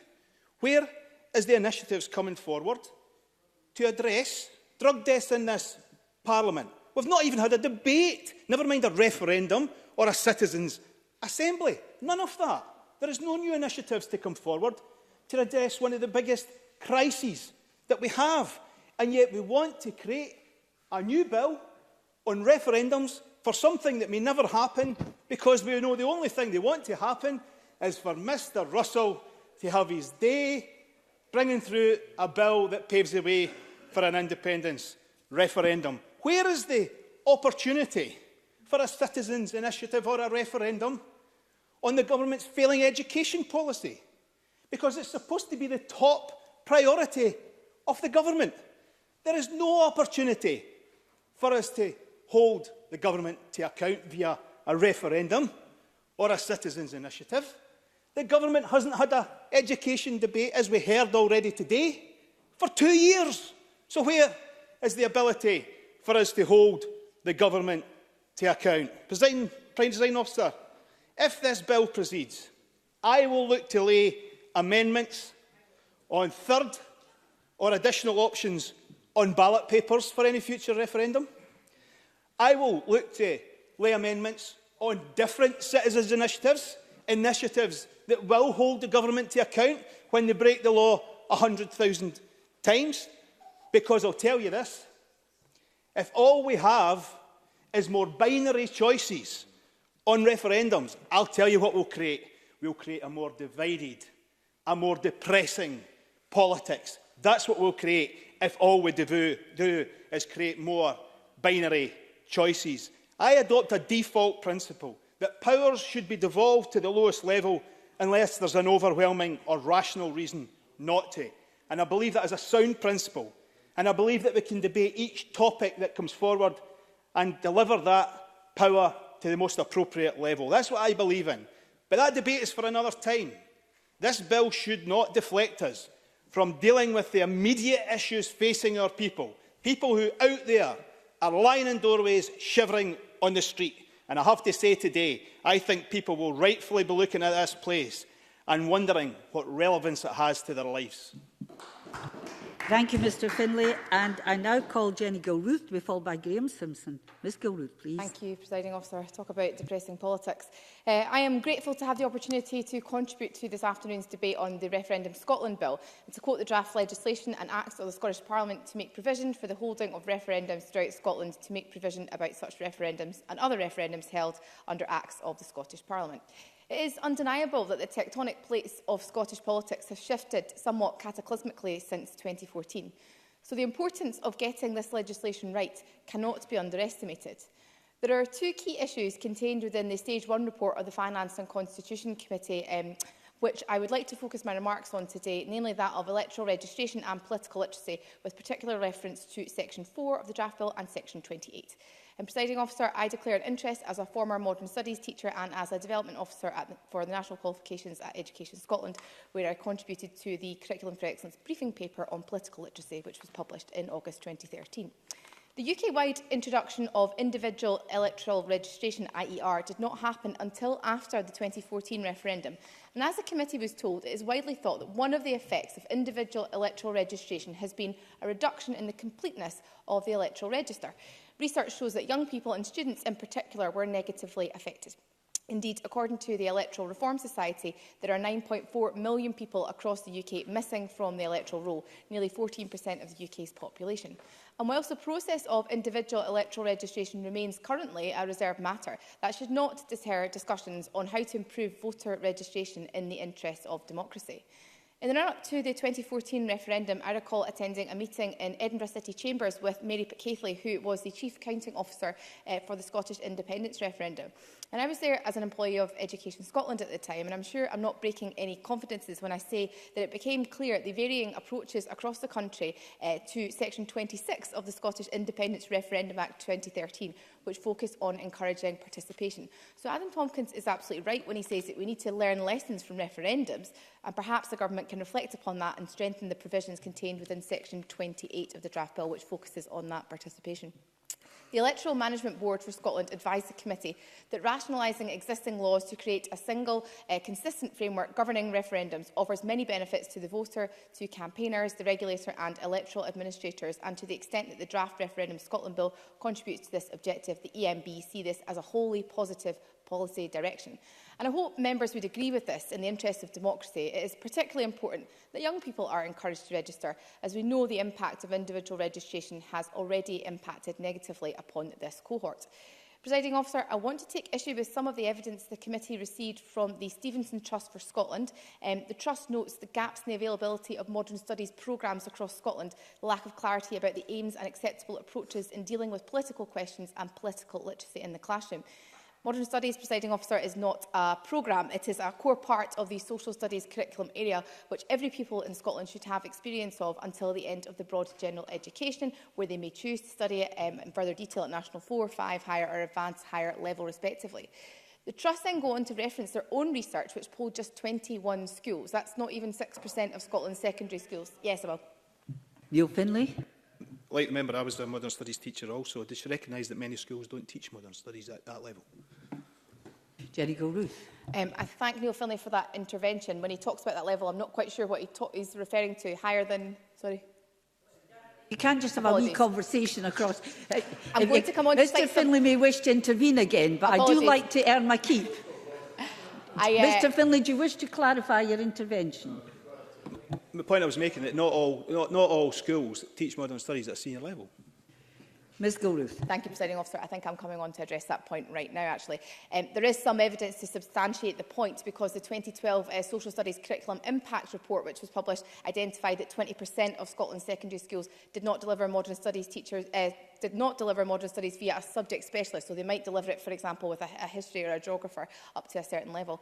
But that is important. Mr Findlay is correct if we have another referendum, because the proposed franchise will be based on that used for local government and for Scottish Parliament elections, which includes, of course, EU citizens and 16 and 17-year-olds. And I hope that this is an issue that the Education Committee can pick up as this legislation progresses, because we need to ensure that the next generation get the knowledge and the understanding and skills that modern studies develops to allow them to identify bias and exaggeration, for example, and to make an informed choice when they vote. And in an era of fake news, the pivotal role of modern studies in doing this has become even more apparent. The policy objectives of the bill are to ensure that future referendums on matters that are within the competence of the Scottish Parliament maintain the high standards achieved by the referendum on Scottish independence in 2014. 2014 is often lauded as the gold standard of referenda. There was mostly consensual debate, there was discussion, there was a white paper, like it or not, and up and down the country, whether you were yes or whether you were no, people became engaged in the political process in their droves, and we secured one of the highest ever, I think it was actually the highest ever voting turnout in the British Isles, with 84.5% of those eligible voting. We need to consider, only consider the position of Catalonia to reflect upon why exactly this legislation is so vitally important. Whether you were yes or no in 2014, no honest Democrat can accept the political persecution of those who support Catalonian independence as just. The former Vice President of Catalonia sentenced to 13 years in prison. The former Speaker of the Catalan Parliament sentenced to... I'm getting an uneasy feeling. You know what I mean? Go back to the bill. Yeah, well, go back to the bill then. I'm trying to be subtle. Well, with due respect, Presiding Officer, it links to the importance of why this question and why this debate we're having today is so important. And in Catalonia, obviously, there were a number of issues which didn't allow the democratic process perhaps to prevail in the way that it should have done. So as we watch on at the... Will I move away from that point, Presiding Officer? Oh, I think I'm weary. Just continue. Right. As we watch on at the horrific actions then of the Spanish government, we must make doubly sure to tread a path of civility in our use of language and our actions in this Parliament in the face of the next Scottish independence referendum. Presiding Officer, I spent my entire career in education trying to get young people interested in politics. They enjoyed watching Annabel Goldie dangle from an abseil in 2007. They were mildly amused by the Tories' brown bottles at stunt, but it was 2014 which engaged a generation of voters for the very first time. So let's make sure we get it right for the next generation. Let's make sure that they are the next part of Scotland's story. Thank you, Presiding Officer. Thank you very much. Now, who am I asking? I'm calling Graham Simpson, followed by John Mason. Mr Simpson, please.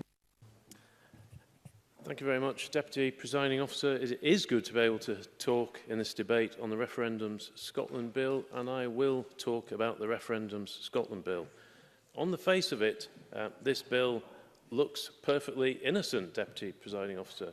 An act of the Scottish Parliament to make provision for the holding of referendums throughout Scotland, to make provision about such referendums and other referendums held under the Acts of the Scottish Parliament, complete with sections on the franchise, conduct, campaign rules, agents, registration, etc. Doesn't ring any alarm bells. But there are all kinds of bear traps in there lurking for the unwary, and some sharp-eyed souls spotted them immediately. Deputy Presiding Officer, for accuracy purposes, this bill should be renamed the Independence Referendum, brackets, Preparedness for, brackets, Cranking Up Grievance, brackets, Scotland Bill.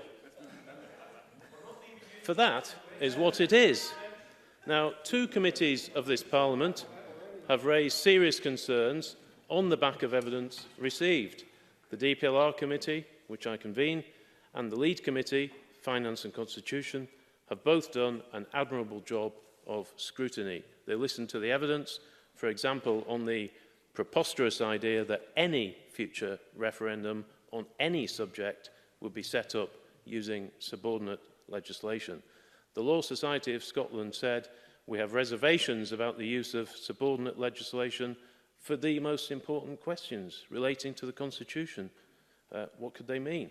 Such issues require full and proper scrutiny, they said, which subordinate legislation does not provide. The Faculty of Advocates said, disregarding the issues about legislative competence, it is difficult to envisage circumstances in which the holding of such a referendum and the framing of the question to be put would be more appropriately initiated under secondary legislation than by the Scottish Parliament considering and debating a bill. And Dr. Alan Rennick, already quoted earlier, said, a power to call a referendum on any subject by regulations would be highly unusual. In fact, I've found no well-functioning parliamentary democracy that gives ministers blanket authority to call a referendum by secondary legislation. I myself did some research on this, and I can find no examples anywhere, not just well-functioning parliamentary democracies. This will be a world first, Presiding Officer, and not one to be proud of. I don't speak for the DPLR committee in this debate, but when we had Mr. Russell before us, I opened the questioning, and he and I danced around the subject of what a referendum might be used for. I suggested, perhaps rather cheekily, there might be a vote on bin collections. Not such a bad idea, given the state of service in some parts of the country. The Cabinet Secretary was, to be fair, less combative than usual, and when we discussed where primary legislation may be appropriate, he proffered moral issues like, say, end-of-life questions. But we all know that this bill is not about bin collections or moral questions. It's about one thing and one thing only, and that's independence. And to suggest the details of another vote on Scotland's constitutional future, which we decided on in 2014, should be rammed through Parliament by subordinate legislation is an outrage. The DPLR committee said in its Stage 1 report there may be times where using delegated powers is appropriate, but that different referendums may require a different level of parliamentary scrutiny, either primary or secondary legislation. The committee concluded that a question put in a referendum which requires an order made under delegated power in Section 30 of the Scotland Act, as well as questions about significant moral issues, should require primary legislation. And the Finance and Constitution Committee agreed with this. And then we come to the question of who sets a question. And let's be honest again, this is about independence. Section 3(7) excludes consideration of a question by the Electoral Commission, where they've previously published a report on the question or have previously recommended the wording of a question. Now, the Cabinet Secretary was rather bullish in a polite way about this in committee, claiming somewhat bizarrely that because we had asked one question in 2014, the same question should be set in stone, because in his words, it is a current question. He went on, I cannot see why we would suddenly decide we'd better brush this one down and have it tested again. It's still there, he said. It's still been asked. It's current. In effect, he wants to cut out the Electoral Commission. But this anti-democratic ruse was seen through straight away. Mr. Russell was rumbled. And that led to Mr. Crawford's committee saying that the evidence was in favour of the Electoral Commission testing a previously used referendum question, and that Mr. Russell must come to an agreement with them prior to stage 2. And I'm pleased to hear today that he's rather reined back on his rhetoric. Now, I said earlier in an intervention to Mr. Rumbles that this bill was being rushed through. That is my view. The government wants to push this through before the end of the year. I think this is a serious bill. There may be a number of amendments, and my view is there simply isn't time for that. If we're going to put through legislation like this, it needs to be done properly and not rushed. Thank you very much. I now call John Mason to be followed by Neil Bibby. Mr. Mason, please. Thank you very much, and thank you for the opportunity to take part in this debate today. I have to say I joined the Finance and Constitution Committee after the summer, and therefore shortly after they had commenced their work on this bill. Although it is quite a technical piece of legislation, it certainly has created a lot of interest, and it does deal with many factors as well as the actual question of the wording of any question. Firstly, I think there is widespread agreement that there should be such framework legislation, so we do not need to keep reinventing the wheel every time we have a referendum.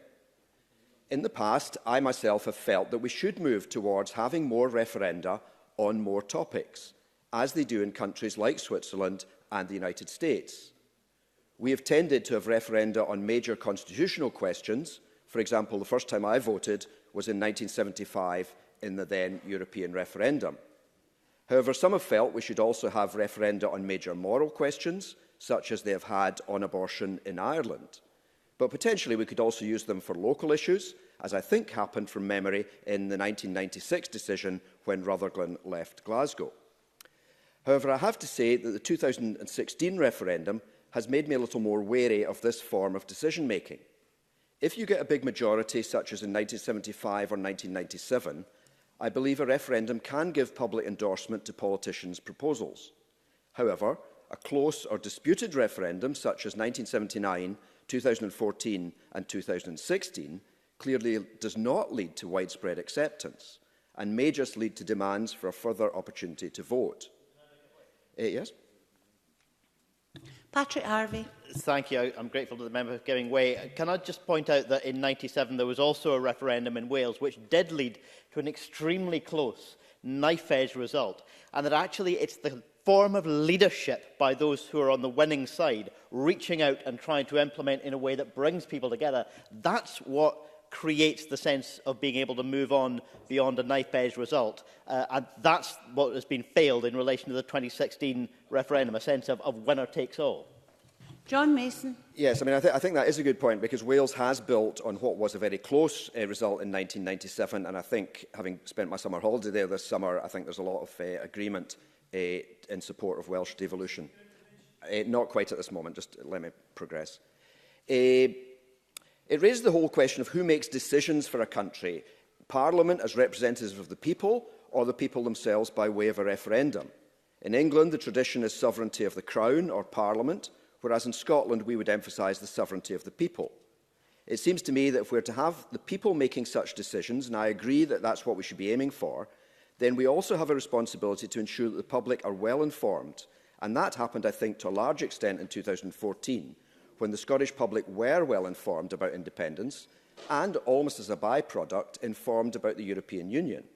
I believe that was one reason for the different results in 2016. The Scottish public were already well informed about the European Union, whereas it seems that in many parts of the rest of the UK, the public were not so well informed. Moving on to some specifics of the bill, the question of whether there should be primary or secondary legislation is required each time. Paragraph 30 was a bit of a compromise in the committee, and I think we would agree it was a bit clumsy in a sense. But the result is that the committee recommends that primary legislation is almost always required, always for constitutional issues, usually for other issues. On political literacy, paragraphs 90 to 94 focused especially on young people. The suggestion seems to be that school pupils doing modern studies generally have a good understanding of the issues, but that many other young people do not. And I take the point that Jenny Gilruth was making in her speech. But I guess the same could be said of the wider population, that clearly some people have a better understanding of issues than others. A linked theme is in paragraphs 169 to 172, when we considered whether there should be public funding for either side of the campaigns. I understand this has been used in Ireland, where a change in the constitution might require a referendum, but there is little public interest, and so the campaigns need a funding boost. But I think both the committee and myself felt that this had not been our experience in Scotland, where referenda generally have been contentious, have created a lot of interest, and the risk is that public funding might well lead to increased public suspicion of the whole process. On income and expenditure, it has always struck me as odd concerning what expenditure needs to be reported, and the fact that staffing costs can be omitted. One organisation I was involved in for the 2014 campaign spent a large part of its budget on staffing, but that did not have to be reported anywhere. Another area that is not reported are donations and assets before an organisation is registered. And again, this strikes me as odd. Paragraphs 151 to 154 ask the government to consider this. And on thresholds, paragraphs 73 to 80 consider whether referenda should have simple majorities or supermajorities or a required percentage of the electorate or a percentage of turnout. International evidence is against these extra requirements, as they are often open to misuse, for example, by encouraging people not to vote at all, and I support the committee view that we should stick to simple majorities. Having said that, our experience of 2014 and 16 tells us that winning 52-48 or 55-45 comes with challenges. We may need to win at least 60-40 and possibly 70-30 in any referendum if the decision is going to be widely accepted, as, for example, in 1997, the decision to have this Parliament was won by 74 to 26%. Therefore, my personal feeling is that sometimes it's possible, it's better, if it's possible, to wait a bit longer before holding a referendum so that we're more likely to get a strong endorsement one way or the other. Finally, on the issue of the actual question, the committee came up with a wording asking the Scottish Government and the Electoral Commission to come to an agreement, presumably with a bit of compromise on both sides. That is not how it was portrayed in much of the media, but that is why it was a unanimous report. We did not say it should or should not be tested again, we just called for an agreement. And I welcome the Electoral Commission's latest briefing saying they would welcome any constructive discussions. Personally, I do not care too much exactly what the wording of the question is, must come to a close, nor do I please. care too much about the timing. I just want us to win the next independence referendum, I want us to win it well, and I want Scotland to be free again. Thank you. Neil Bibby, followed by Colin Beattie. Thank you, Presiding Officer. The Finance and Constitution Committee have produced a balanced and fair analysis of this bill and issued a set of reasonable recommendations. It is now for the Parliament to decide whether or not the bill really is desirable. I agree with Bruce Crawford that we should aim for consensus in our politics, but as we have seen over the last few years, presenting a binary choice as the solution to complex problems can cause real difficulty in a modern parliamentary democracy. It can feed a political reductionism that polarises and drives people apart, instead of establishing consensus around a solution. I have no hesitation in saying I support a final say referendum on the issue of Brexit, but I only support a confirmatory EU referendum because it is a vehicle to confront the problems created by the last. A referendum is a relatively rare part of the democratic process, especially in this country. They do have a role, but as others have said, we must learn the lessons of recent times and the fractious politics they have created. Enhancing and reinvigorating the political process in a parliamentary democracy, giving people a real say over their future, is about so much more than a single event. Electoral reform of the House of Commons and replacing the unelected House of Lords to make our representative democracy more representative, an end to the creeping centralisation that undermines and marginalises local government. As others have said, witnesses to the committee recognise there is place for a generic framework governing referendums. However, in key areas, the committee found no support for the government whatsoever, particularly on the issue of question testing. The testing of referendum questions by the Independent Electoral Commission should be automatic in every case as a matter of principle. If that does not happen, it would undermine public confidence and the legitimacy of any potential referendum process. The Electoral Commission provides objectivity and impartiality.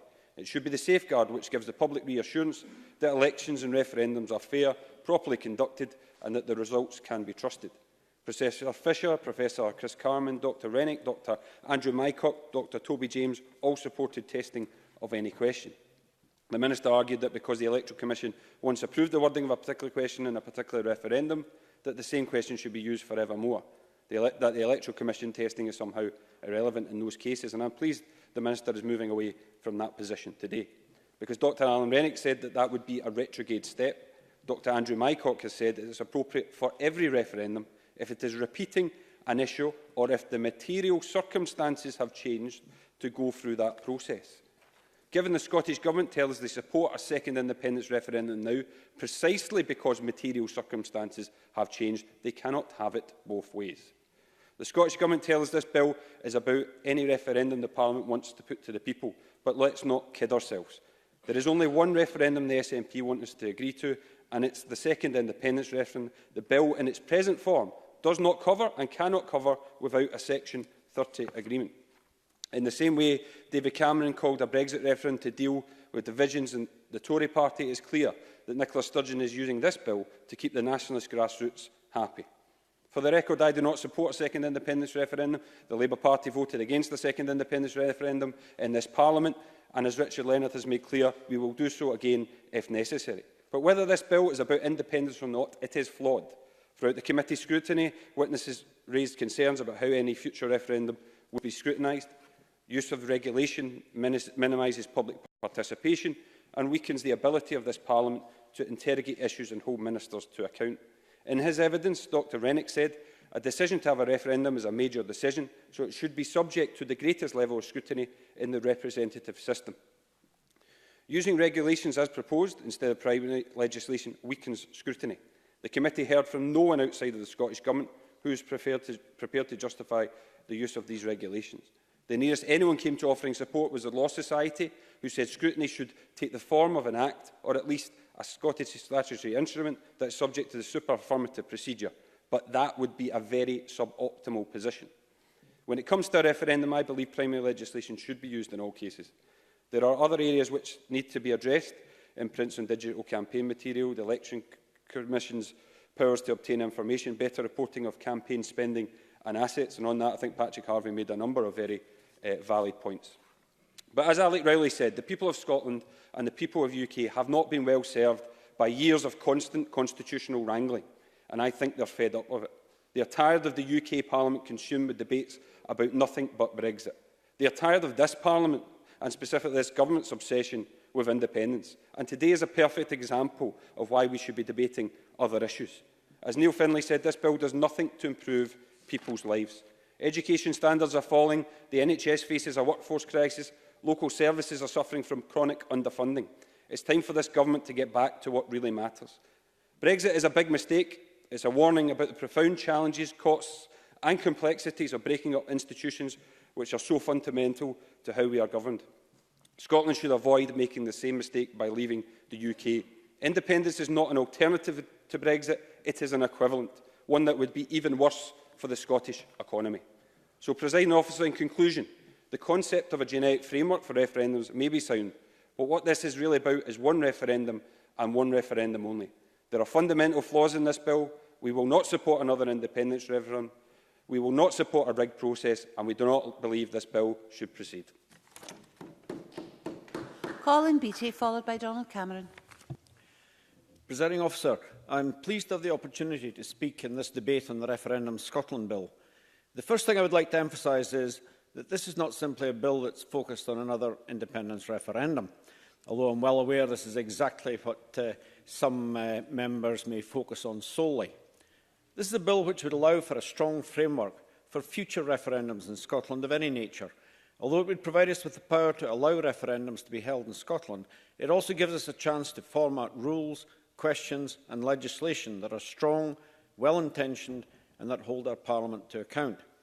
We have an opportunity to put in place a robust structure which will provide the people of Scotland with a high standard for future referenda. We could avoid the catastrophic shambles of a distorted and divisive referendum of a similar nature to that of Brexit. In the Brexit referendum, we've done little but leave voters disengaged and disillusioned by the misinformation fed to them as a means to an end. The provisions for campaign rules within this bill are particularly prominent and would ensure that campaigns are both fair and transparent. We do not want to see more campaigns where incorrect information about the NHS is plastered on the sides of buses by self-seeking politicians. We need to re-engage the public with truthful... Of course. Neil Findlay. I think he's absolutely right about telling mistruths about the NHS. Do you remember what was said in the independence referendum, where it was said that if we do not vote yes, Scotland's NHS will be privatised? Colin Beattie. I think that that has no relevance to what I'm talking about in this bill, honestly. We need to re-engage the public with truthful, honest and fair politics, and enacting a bill that ensures comprehensive processes and open debate is a positive first step in making politics once more accessible and open. The Brexit advisory referendum, and yes, it was only advisory, clearly sets a precedent which we need to seriously consider when setting our own framework for referenda. Serious consideration has to be given as to how an advisory referendum became the settled will of the people of all of the United Kingdom. In actual fact, of course, it didn't reflect the views or wishes of the people of Scotland, and this has created a new impetus for the need to hold the appropriate powers within the Scottish Parliament for any future referenda. The residents of Scotland have a fundamentally different opinion on Brexit, but are being forced to submit to an alternative reality, although it's against their values and democratically expressed wishes.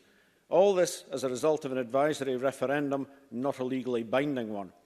Surely the fact that the clear majority view of the Scottish people can so easily be disregarded is a cause for grave concern. Throughout the entire Brexit process, Scotland has been treated with contempt by Westminster. We voted overwhelmingly to stay in the EU. We've been ignored. Not only this, but our Parliament has been prevented from protecting the interests of the Scottish people. And we must not disempower our people by denying them the ability to make their own decisions on such life-changing matters, which is why it's so important that we support this bill. As we're all aware, the franchise was extended to include 16 and 17-year-olds for the independence referendum in 2014, and then, of course, for all Scottish elections following. The fact that these young people were denied a vote in the EU referendum in 2016 has left their voices unheard and has denied their access to democracy. In Scotland, various studies have concluded that 16 and 17-year-olds are perfectly capable of engagement and making informed decisions. Through this referendum bill, they would have a guarantee that they will not be excluded from decision-making, which is vital to their futures, as they were in 2016. Similarly, we need to secure the right for EU citizens to have the ability to exercise their democratic right.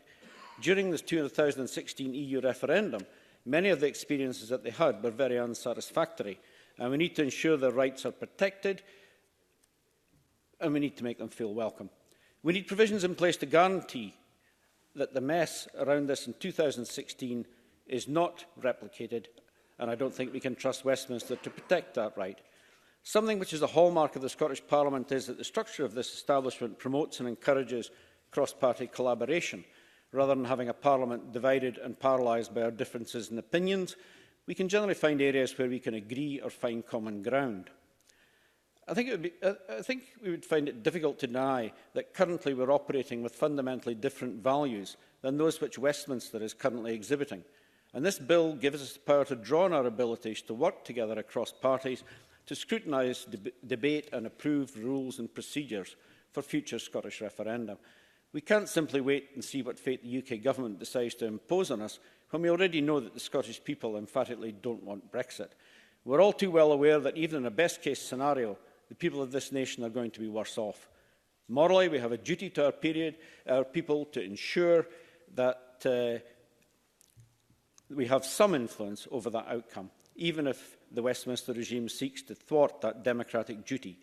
Surely, as a result of this, there is a just cause for Scotland to have the power to ensure that our country has a say over huge constitutional and economic changes such as Brexit, that Scotland's views are heard and respected, especially when people overwhelmingly tell us they do not want something. We have a real opportunity here to ensure that the people of Scotland are presented with referenda which are built on a proper framework, which is well considered, carefully constructed and with legal standing. This is not about whether you want a second referendum on independence or on Brexit. It's about whether you believe that the people of Scotland deserve the right to something better than the desperate aftermath of Brexit, brought about as a result of deceit and flimsy legislative chicanery, that they have the right for their decision to be respected. It's been a long time since the UK has comprehensively reviewed the framework governing referendum. Surely for our Parliament to seek higher standards on such an important issue is more than reasonable. This bill has been welcomed by the Electoral Commission, the Electoral Management Board, the Faculty of Advocates and the Institute for Government. It's common sense that all of us in this Parliament should welcome this too. The people of Scotland whom we serve deserve no less. Donald Cameron, followed by Stuart Stevenson. Thank you, Deputy Presiding Officer. Now, I normally would welcome the opportunity to speak in this chamber, especially on legislation and matters that will have a real and meaningful impact on the lives of the people we serve, as Colin Beattie just spoke about. But unfortunately, I cannot do that today, for this legislation does not address those concerns. I find myself here yet again talking about the Constitution, as I have done so often in this chamber since 2016. That is not to say these are unimportant issues, but when it comes to the priorities of this Parliament, we do a huge disservice to the people we represent by debating bills such as this at the current time. And Neil Finlay was right. How many of us have had constituents come to surgeries or had casework from people demanding a referendums bill forthwith? Precious few, if at all. We should, of course, be debating health and justice or the environment. We heard only yesterday how few debates there have been on education in government time. And when the First Minister states in this chamber and in her recent party conference speech that her top priorities are the education system and the NHS, yet we find ourselves spending valuable parliamentary time talking about the Constitution. How can we believe her? Yes. Michael Russell. That is I respect the member's point of view. I disagree with it. But if that is true, how much more true would it be that an entire election campaign would be predicated on the Get Brexit Done slogan from the Prime Minister, and indeed the last 3 years at Westminster with no significant legislation because of Brexit? Does he not see that that is also, if he believes that is a problem, a major problem, and it's a Tory problem? Donald Cameron. That's a bit rich coming from a government that spent the first 18 months of this parliamentary session debating Brexit. But I acknowledge that in principle, a bill covering referendum legislation may be appropriate, but it's clear to us on these benches that this bill is simply a vehicle for this government to hold a second independence referendum and to try to frame it in the most favourable means possible for its own purposes. Even Mr Russell admitted to the Finance and Constitution Committee when he said, we have never hidden the fact that I see this bill being used by Parliament and the government to create the referendum for independence. However, even putting that to one side, it is clear from today's debate that if this bill is to pass, there are many detailed issues that will need to be addressed at stage 2. And frankly, we see this bill for what it is and will not vote for it today. But if it does pass stage 1, we will work where we can to make sure that the bill puts power in the hands of Parliament and not ministers. The Law Society of Scotland have said that they were concerned that the bill will have the effect of reducing the time for parliamentary of public scrutiny of a future proposal for a referendum, and as currently drafted, there is no requirement for parliamentary or public consultation, and draft regulations would not be amendable or subject to the level of scrutiny and accountability which should be applied to important or constitutional questions. And that's an understated but breathtaking criticism from a respected organisation of this bill as it stands, and further reinforces the impression that this government is attempting to bypass Parliament. One other point, I looked in vain for a provision which states that the government will respect the result of referendums. There was no sign of it in the bill. I wonder why, because the ultimate irony is that this government is putting through legislation on referendums when they have ignored the result of 2 referendums held in this country in the last 5 years. There are other concerns with this bill, which I will go into a bit more detail. They've been touched on by other members. And can I commend at this stage the Finance and Constitution Committee, and in particular Bruce Crawford, not just for their report, but for Bruce Crawford's typically measured speech today. But as others have noticed, the bill itself is faulty. The Institute for Government has said that as it stands, the bill would undermine the legitimacy of any referendum, a damning indictment. Specifically, the Institute for Government has noted that the lack of a requirement for the Electoral Commission to test a previously used referendum question as one of many reasons why this bill could have that effect. And on that point, this bill would diverge from normal precedent. In every UK referendum since the creation of the Electoral Commission, it has tested the proposed question to ensure it is comprehensible to voters and will not bias the outcome. And in addition to that, the Finance Committee report states that the Institutional Institute for Democracy and Electoral Assistance use the Electoral Commission's process for question testing as an example of good practice, and that the Independent Commission on Referendums, through the role of the Electoral Commission, has one of the most rigorous processes for assessing referendum questions. So my question to the Cabinet Secretary, and I mean this in all sincerity, is this: what is he so fearful of? This is an independent organisation that will test the question. And it gives me and these benches significant cause for concern as to why this provision exists in the bill in the first place, and we feel that it must be rectified to ensure that there is no partisan bias in setting such a question. Now, I was concerned, like others, about the extensive power this bill affords to ministers and attempts to reduce the role of Parliament. And the point has been made forcibly by others, but the question of primary legislation is incredibly important. This bill states that such actions in terms of setting referendums should be carried out by secondary legislation. And in the Finance Committee report, the Cabinet Secretary himself attempts to justify this by arguing that we should not see all referenda as the same. How can that be accepted? I do not accept it, nor it appears does the Finance Committee, who say that in terms of constitutional issues, referendums must require primary legislation and that all other referendums will ordinarily require primary legislation. Deputy Presiding Officer, it's clear to those of us on these benches that this bill is simply an attempt by this government to initiate a referendum on independence. It is a clear attempt to ram through that with no oversight or scrutiny, and one that gives ministers the means to mould the question in the best way to suit their outcomes.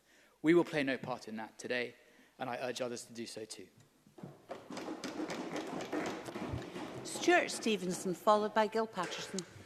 Thank you, Presiding Officer. And let me pick up almost the last words that we've just heard from Donald Cameron. No oversight or scrutiny when it's a piece of secondary legislation. This is unmitigated tosh, if such a word is allowed to be used here. And let me illustrate that by the current activities of the Environment, Climate Change and Land Reform Bill that is looking at the deposit return scheme, which is a scheme being introduced by secondary legislation. The committee and Parliament has decided there will be an extended period of consideration and a report produced by the committee. There will be evidence. It's exactly the process that you would have in scrutiny terms it's exactly the process, Mr Rumbles, for scrutiny that you would have for primary legislation. Now, there is a difference between secondary... You refused me 3 times, please sit down. There is a difference between primary and secondary, which I readily acknowledge, that we can only accept or reject. That's decision-making difference, not scrutiny difference. And I think members should take account of that. And I was very surprised in Adam Tompkins' opening remarks to say that Parliament could not debate secondary legislation. Someone of his experience and educational background should know better. Now, I will say that, of course, I've been involved in politics a lot longer than him. In fact, I participated in 3 parliamentary elections before he was born. And I'm now going to draw on some of that experience to look at the detail that's before us, because this is about the detail of the bill. Looking at the functions of Chief Accounting Officers, Section 9, brackets 4, I think it would be useful, Mr Russell, the Government, if we also gave the number of ballot papers that were issued. And that is something that political parties know, but the public doesn't. So I think we might have a wee think about that. Paragraph 10(3)(d), a person providing goods or services to the accounting officer, I think we might also look at whether we should include providing services to someone who wishes to vote. In other words, if public transport failure means someone can't get to the polling station, it's of a similar character. I only think we should look at them. Looking at campaign rules at section 13, which is about the conduct of campaigning and restricting the publication of certain material. I think we need to be careful to consider what rules might apply to those who are not directly involved in a referendum and might be seeking to influence its outcome. I think of newspaper articles and newspapers. Looking at section 16, which is about the destruction, concealment, alteration of documents. Now, I relate that to Schedule 2, paragraph 38(1), where the ballot papers have to be retained for a year. But there is no such provision in relation to the materials that a campaigner might have to say how long the material should be retained. I think one of the problems with previous referendums is the campaigns fold up and disappear quite rapidly after the result is declared. And I think there is a case for saying that the materials they produce should be retained for a specified time. I don't say how long, but if it's a year for the ballot papers, I suspect that gives us an insight. I think further at 20, attendance at Electoral Commission proceedings and so on, and at section 21 and 22, there isn't a direct provision for the attendance of international observers at referendums. And I think we generally would accept that that is something that is part of good practice. Now, I'm not saying that the bill as constructed prohibits that. I think there are ways that it can be done. At 24C, person appointed by the Electoral Commission for the purposes, But that kind of conflicts with Schedule 2, 15(2), where the presiding officers also have power, and they're the people in the polling stations. I'll come back to some of the things they have. Some of them are slightly odd, I have to say. Yes, in fact, I'll come to it now. The presiding officers can decide who's admitted to a polling station without restriction. Which seems a very broad thing, and you may get different decisions made in different polling stations, and I think that's unhelpful to the integrity of any vote, whether on referendum or another subject.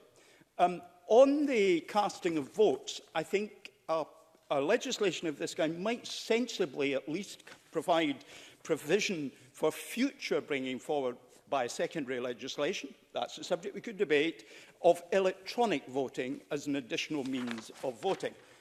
The bill as tabled is silent that. And then at Schedule 2, the hours of polling are between 7 and 10 p.m. I think it's time to think, for major things like this, whether polling should not take place over 3 days between Thursday, Friday and Saturday. Because I think if we make big decisions, they should be made by the maximum number of people.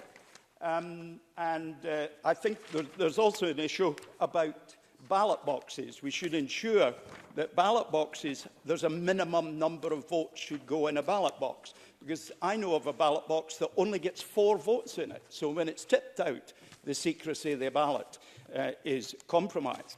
Let me conclude, Presiding Officer, as you indicate I should do. There have been local authority referendums before, Strathclyde Water, Edinburgh road charging would be examples. I think these are referenda that would have referendums, oh dear, referenda, that would have benefited from a structure such as this.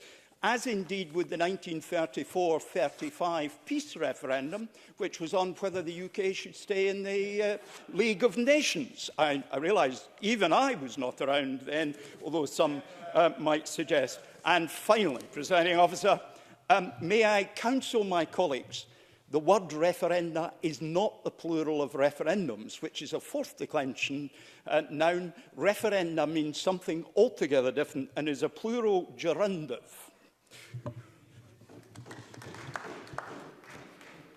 Every day is a learning day. And we move to the last contributor in the open debate, and that's Gil Patterson. Many thanks, Presiding Officer. I'm really pleased to be speaking in this debate today, although I'm not a member of the committee. I think it's very timely that we're debating this today and that we're bringing forward the Referendum Scotland's Bill, because I think it's quite clear from talking to people, ordinary people, that trust in referendum has actually been shaken somewhat by Brexit. Now, I'm not here to knock Brexit, whether you're in favour or against it. I really want to talk about the process and how things may have been a bit different about it. Although it's the referendums has been referendums themselves now, I fear, have been discredited. Things could have, the process could have been somewhat different. And the fact that there was a non-binding question utilised that actually became binding was the first breach of confidence. And the fact that really there shouldn't have been one question. When you consider that questions like whether or not we would be remaining with a vote if we could stay in the customs union or be in favour of the single market, then I feel that there should have been 3 questions at least for the people to consider. Now, if that had happened, in my view, that what had happened at Westminster and the time it has taken over 3 years to arrive at really in a bad place, then if these questions had been put in place in the first instance, then I think it would have been a whole different picture that would have emerged. And that I do believe that the process would have been finished by this time, because the rancour in the argument was not based on whether we should leave or not. That was a decision that the people understood, and the people made a decision. But the fact was that there was the parts remaining after that was where the argument really came into play. That kind of upset me because, I've looked at referendum in other places, and as John Mason has already indicated, it's a major tool in a lot of democracies throughout Europe and in Ireland now. And it's used in a very, very positive manner. It's used to consult a whole range of different issues, and it's used to engage with the public, and the public do engage. And at the same time, we give, in these countries, ownership is given to the public over very, very difficult issues. And it means the political classes like us, then if we give ownership to it, and when we're making these difficult decisions, then we can implement them much better. It's a much better tried and trusted way to go about your business. That being one of the biggest benefits. But of course, the other one is, and I would like to use this bill, that something that we don't do very well in this country is long-term planning, where, let's say, for instance, all the parties in here actually agree that the National Health Service is something very, very special. We all agree that, but we fight like cat and dog almost on a daily basis. We attack it with point score. We talk about waiting times, ambulance shortages, and, I put my hand up, it's oppositions that do it, and if we were in opposition, guess what? We'd be doing the same thing. There's another way to do it by using a bill such as this. If we could all come together, say, in regards to the health service and come up with a 10-year 10-year plan that we all signed up to. And if we put that plan to the people, and if we ask the basic question, first of all, and I'm sure everybody would agree with this, do you agree with a public-funded National Health Service? Point one. Point two, you may go on to say, do you agree to pay a penny in the pound in tax? If we give a guarantee that we will spend every penny of that in the National Health Service. So it's not a one-question thing, it's maybe a two or three question if we do agree in the first place to sign up for a 10-year plan. Because basically, that's what happens in most small European countries, that the political classes get together, they agree on something fundamental to them where we all agree that something should happen, and there may be difficult situations that arise. So I see a bill such as this as a way to implement this, and for in the future that we look to do things somewhat different, and instead of taking something like the health service, which is so precious to us all and to the people, that we all get together, take ownership of it, talk to the people, come up with a resolution and work to that 10-year plan. And in that way, we take it right out of politics. The health service shouldn't be, as far as I'm concerned, a political thing that we kick all the time. It's to the detriment of the service and the people that are in it. And I see this bill, I can understand my colleagues in the Conservative Party and elsewhere looking at the independence referendum. I'm looking well beyond this, to be quite honest, where we can make good use of a proper process within a referendum bill to make change for the better. Thank you. We move to the closing speeches and I call Alec Rowley for 6 minutes, please. Thank you, Presiding Officer. In closing for Labour, I would like to reiterate why we will be voting against this bill today. Our reasons are twofold. First, the bill, as it currently stands, is not fit for purpose. As members have pointed out across the chamber, evidence to the committee was highly critical of a number of provisions in the bill, namely the granting of ministerial power to hold referendum by secondary legislation and the issue regarding the testing of any question by the Electoral Commission. I did almost use the term referenda there, but I was stand corrected by my colleague Stuart Stevenson. These issues alone, given how fundamentally flawed they are, would be enough for us not to support the bill. But on top of that is the fact that the entire bill has been phrased in the context of an independence referendum.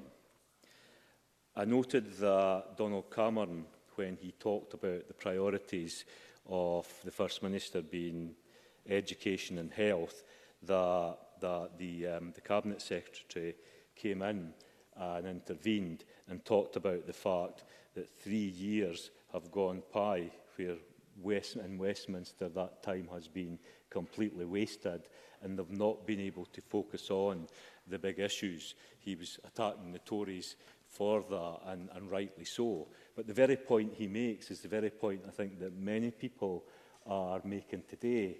Where in Scotland is there a demand right now to bring forward legislation to create a referendum bill that will give us more referendums, more of the same type of problems that we did have? And it's a fair point, because it's a point Neil Findlay, I think, was trying to get across when he was saying that in parts of his constituency where you don't have GP practices anymore, where public services are in decline, then the issue is not let's have a referendum bill. The issue is let's fix our health service. Let's address the issues as to why our education service is going back the way and children are being denied the opportunities that they should have in education. I also, I think, picked up on the point that Alistair Burnett made, where he said about the pretense that this is not about independence. But as I said earlier, I think in fairness to the SNP have been very upfront and clear. This bill being brought forward is to pave the way for an independence referendum, not some time off in the future, but in the next year. And the reality of that is that I just don't believe, even those people who say they would support independence if there was a referendum, none of them are demanding that we have a referendum right in the middle of the absolute chaos that we are in as a result of a failed Tory Michael Russell. The central point here, which is in order to escape from Brexit, Scotland has to be able to choose its own constitutional future. That is the key point. Not just sitting and waiting for it to be done for us. That may be good enough for Labour. It's not good enough for Scotland. Alex Rowley. Also says that this is a way out of Brexit. It's not a way out of Brexit. This would create even further and greater chaos. Would we be in Europe? Would we be out of Europe?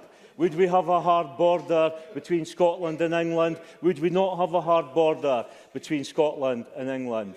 Would we lose the biggest trading partner we have within a free market within the United Kingdom? So this is a recipe for even more chaos, and that's why Labour cannot possibly support this bill today. Indeed, I would urge the SNP to take this bill and take it back and think again. This is not in Scotland's interest. Ultimately, this bill is only about one referendum.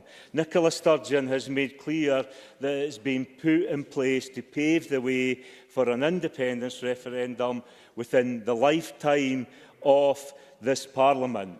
And I say again, what would be, well, you say, yeah. What would be the proposition in Europe, independence within Europe, where the European Union and European countries tell us what the rules will be and whether we have a hard border or not. Not £12 million of trade at risk, but £50 million of trade at risk. That's the reality of this bill, Presiding Officer, and that's why the SNP must think again, reject this bill, take it back, and let's start fighting for the issues that will change people's lives in Scotland. That was very quickly all gone silent. Murdo Fraser, 7 minutes, please.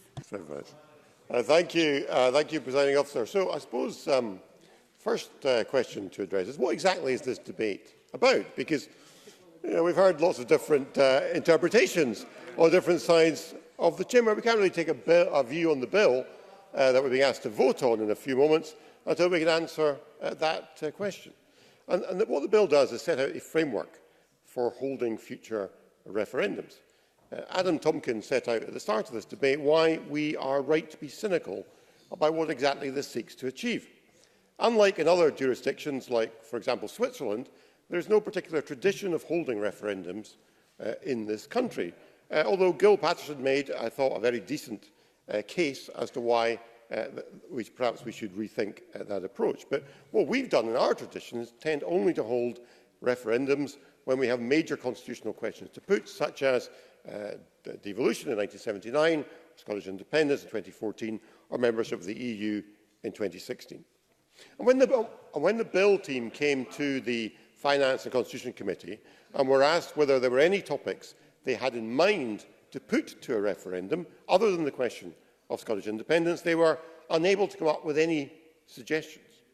So this our start. Yes, I'll give way. Mike Rumbles. Would you agree with me that this is clearly a partisan bill? Because at decision time tonight, it's only the two nationalist parties and MSPs from the two nationalist parties that are going to be voting for it. Murdo Fraser. Yeah, I think my friend Mr Rumbles may well be right. We will see the two nationalist parties in this chamber combining together because they know what this bill is really about. It's all about independence. And indeed, as Adam Tompkins reminded us, Mr Russell told the committee on the 25th of September, and I quote, "We've never hidden the fact that I see this bill being used by the Parliament and the Government to create the referendum for independence."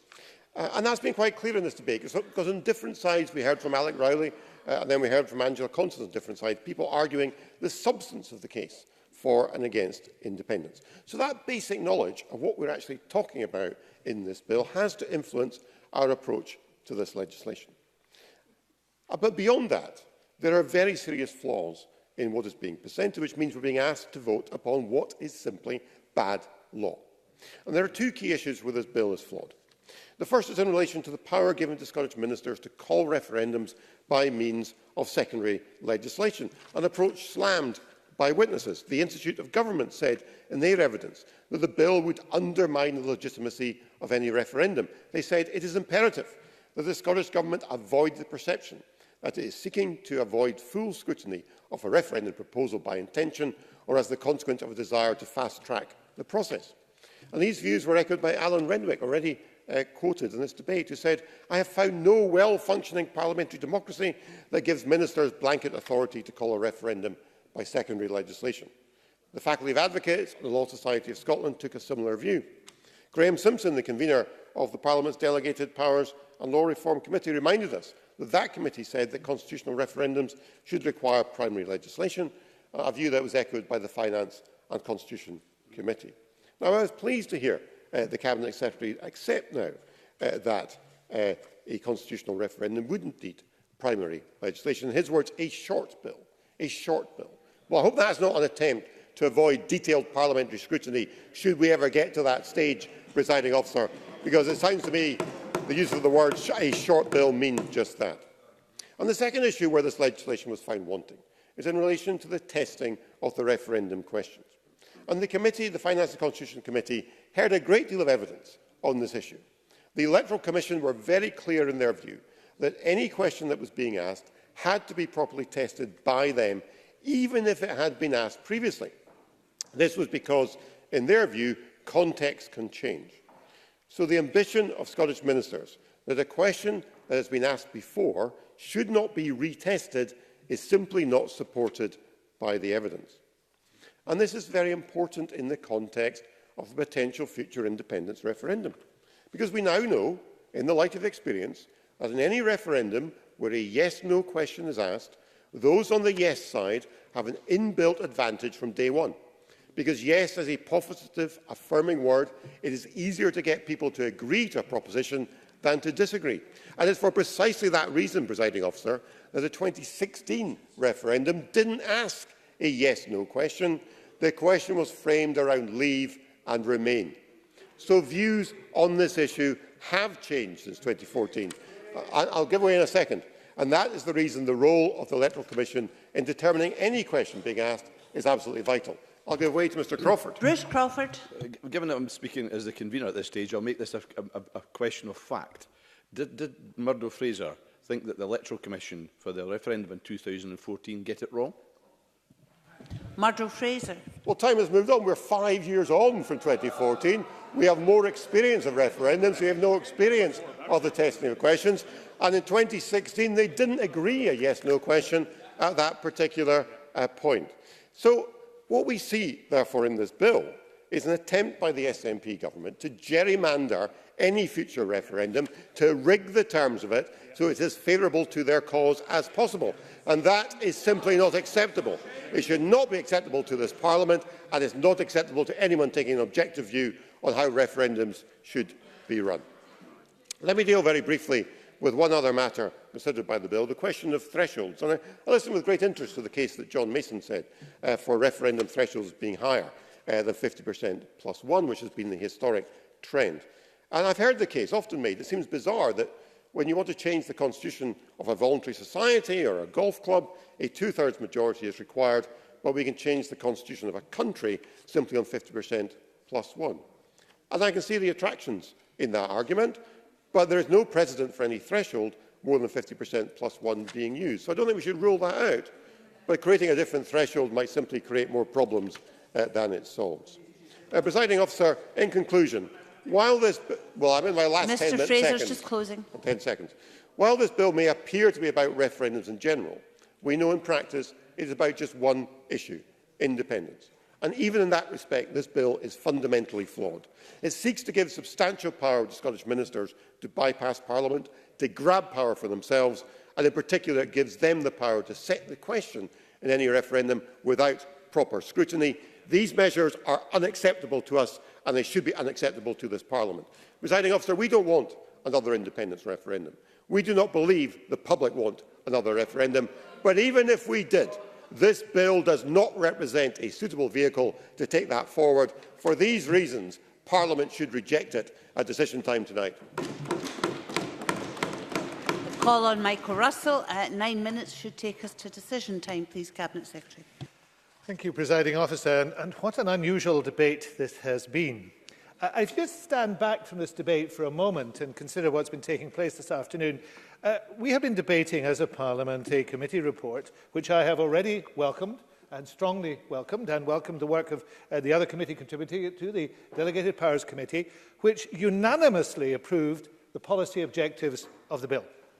And then when the issue is debated, 2 of the 4 parties of the committee denounce the bill and say they can have nothing to do with it, indeed denounced in ringing terms by the Tory spokesperson, who is the vice convener of that committee. And moreover, it is in the circumstances in which, in my opening statement, I made it clear that I accepted virtually all the recommendations that the committee,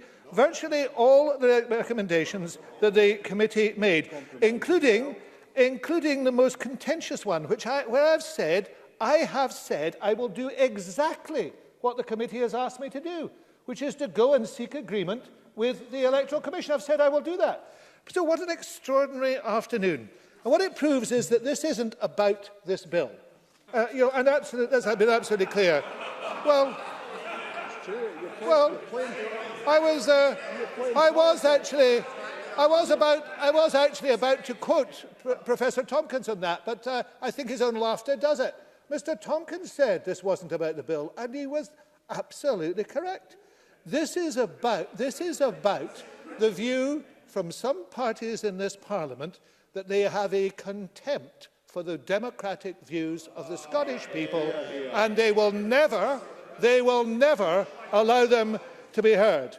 And let me prove that. No, I will not. No, I'm sorry. I have a lot to get through, and I did take an intervention from you earlier, and a lot of good it did me. So I'm just not bothering again. Right. Let me just prove this point by reference to 2 Tory speeches this afternoon.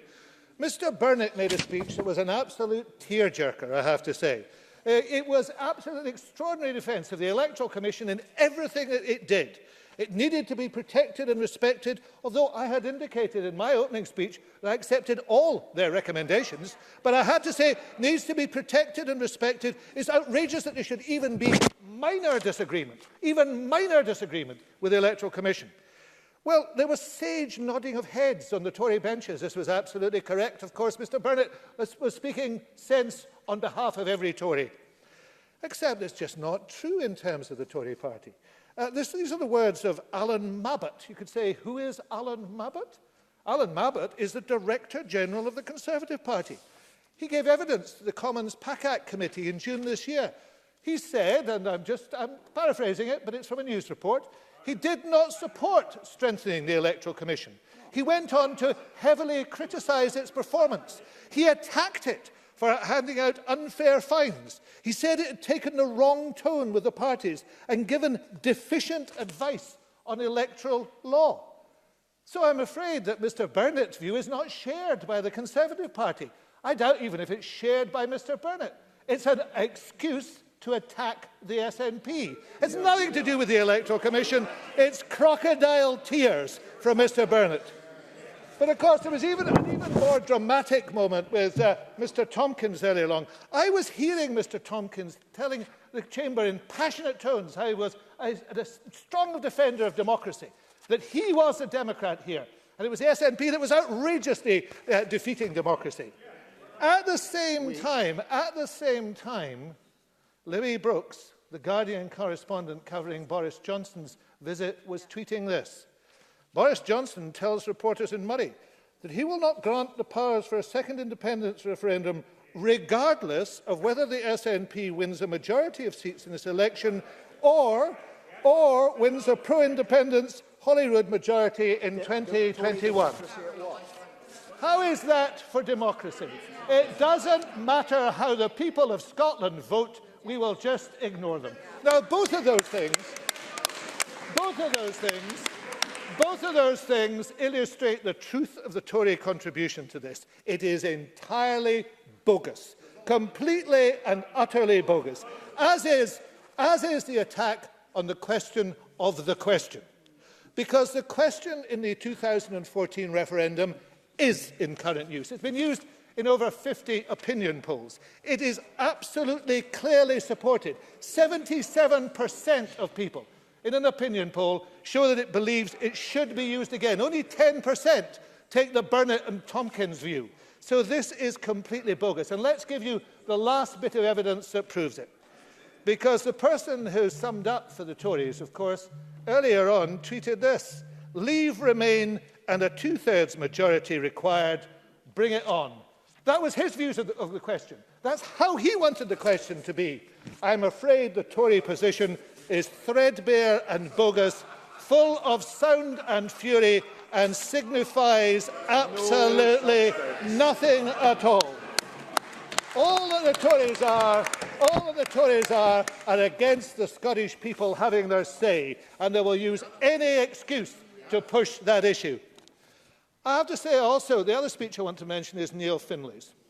I do find it astonishing that Neil Findlay cannot make the connection, the clear, direct, inevitable connection between a political system that allows a Tory government to destroy the interests of Scotland and the poorest people of Scotland, a Tory government that's allowed to impose poverty and austerity, and the matter of the Constitution. Now, why can't Mr Findlay make that connection? Because if he did make that connection, he would have to accept that it is the constitutional choice that the Labour Party has made that has caused the poverty of Scotland, rather than alleviated the poverty of Scotland. I'm not taking Mr Findlay. I've heard enough of him this afternoon. Quite enough of him. No, I'm not taking him. I don't believe that unlike my view of the Tories, I don't believe that Mr Findlay's point is bogus, but I do believe Mr Findlay is blinkered. Let me now deal with one or two of the substantive points in terms of the legislation. On the issue of primary-secondary legislative split, I explained to both committees that I gave evidence to very carefully what this bill was. And this bill was constructed in a way that put all the detailed arrangements for a referendum into one bill, and then made sure that the small number of things that change in individual referenda came in a separate process. That was entirely clear. But if the committee does not want to have that process as it is, then I am happy to say that we will have primary legislation. I said it in the opening of my speech. And if that is really one of the reasons, the key reasons why Labour couldn't support, then they can support now, because I've made it absolutely clear. Indeed, the argument that they could not... No, I'm sorry, I'm not taking interventions, because I've got a lot to get through. It was a long debate. Mr Johnson was not here for the debate. I'm sorry. Throughout that whole process, I have been agreeable to change. If Labour was genuine about those changes, they should be supporting this bill. Can I also say on the question of Section 37, which has been objected to, dynamic legislation has been recommended for electoral legislation, because that means that you can continue to change as circumstances change. That is what electoral administrators will tell you is required, and we should be supporting it. Presiding Officer, I started by saying what an unusual debate this was, but this is also an unusual Parliament, and that was shown this afternoon. Because in a normal national Parliament, you would expect that there was an enthusiasm for enabling our voters to have their say. In a normal national Parliament, you accept... I don't think anybody in the Liberal Democrats should talk about trust, I have to say. In a normal national Parliament, you expect that there would be a keenness to have a debate about how we enhance democracy. And in a normal national Parliament, there would be an acceptance that a democratic choice of the nation's future would be what each and every member of that Parliament would vote for. And this afternoon has proved to me yet again that because this is not yet a normal national parliament. We should continue with the process of ensuring that we have a normal nation, and that is an independent nation. I commend the bill.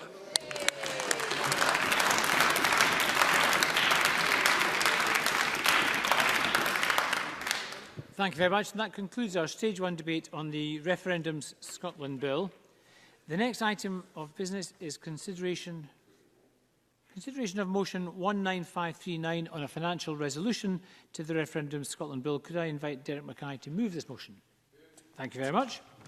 So we're going to turn now to decision time. And there are two questions to be put as a result of today's business. The first question is that motion 19743 in the name of Michael Russell on Stage 1 of the Referendums Scotland Bill be agreed. Are we all agreed? Yes. We're not agreed. We'll move to a division. Members may cast their votes now.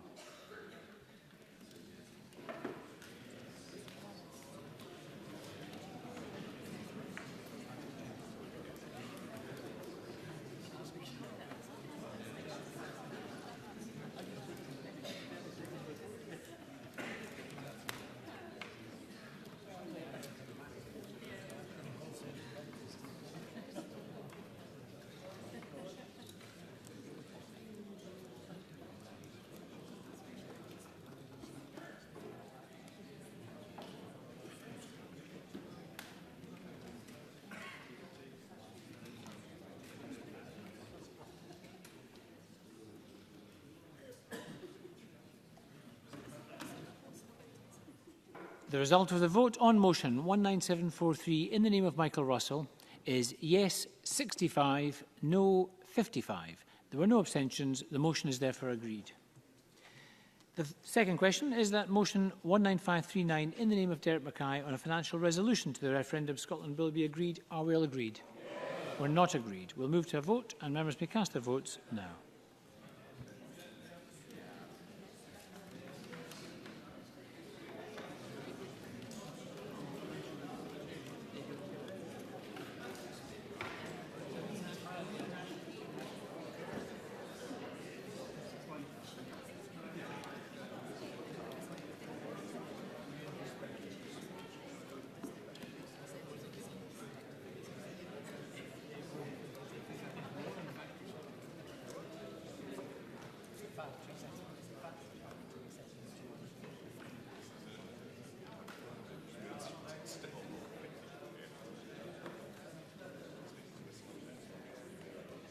The result of the vote on motion 19539 in the name of Derek Mackay is yes 65, no 55. There were no abstentions. The motion is therefore agreed.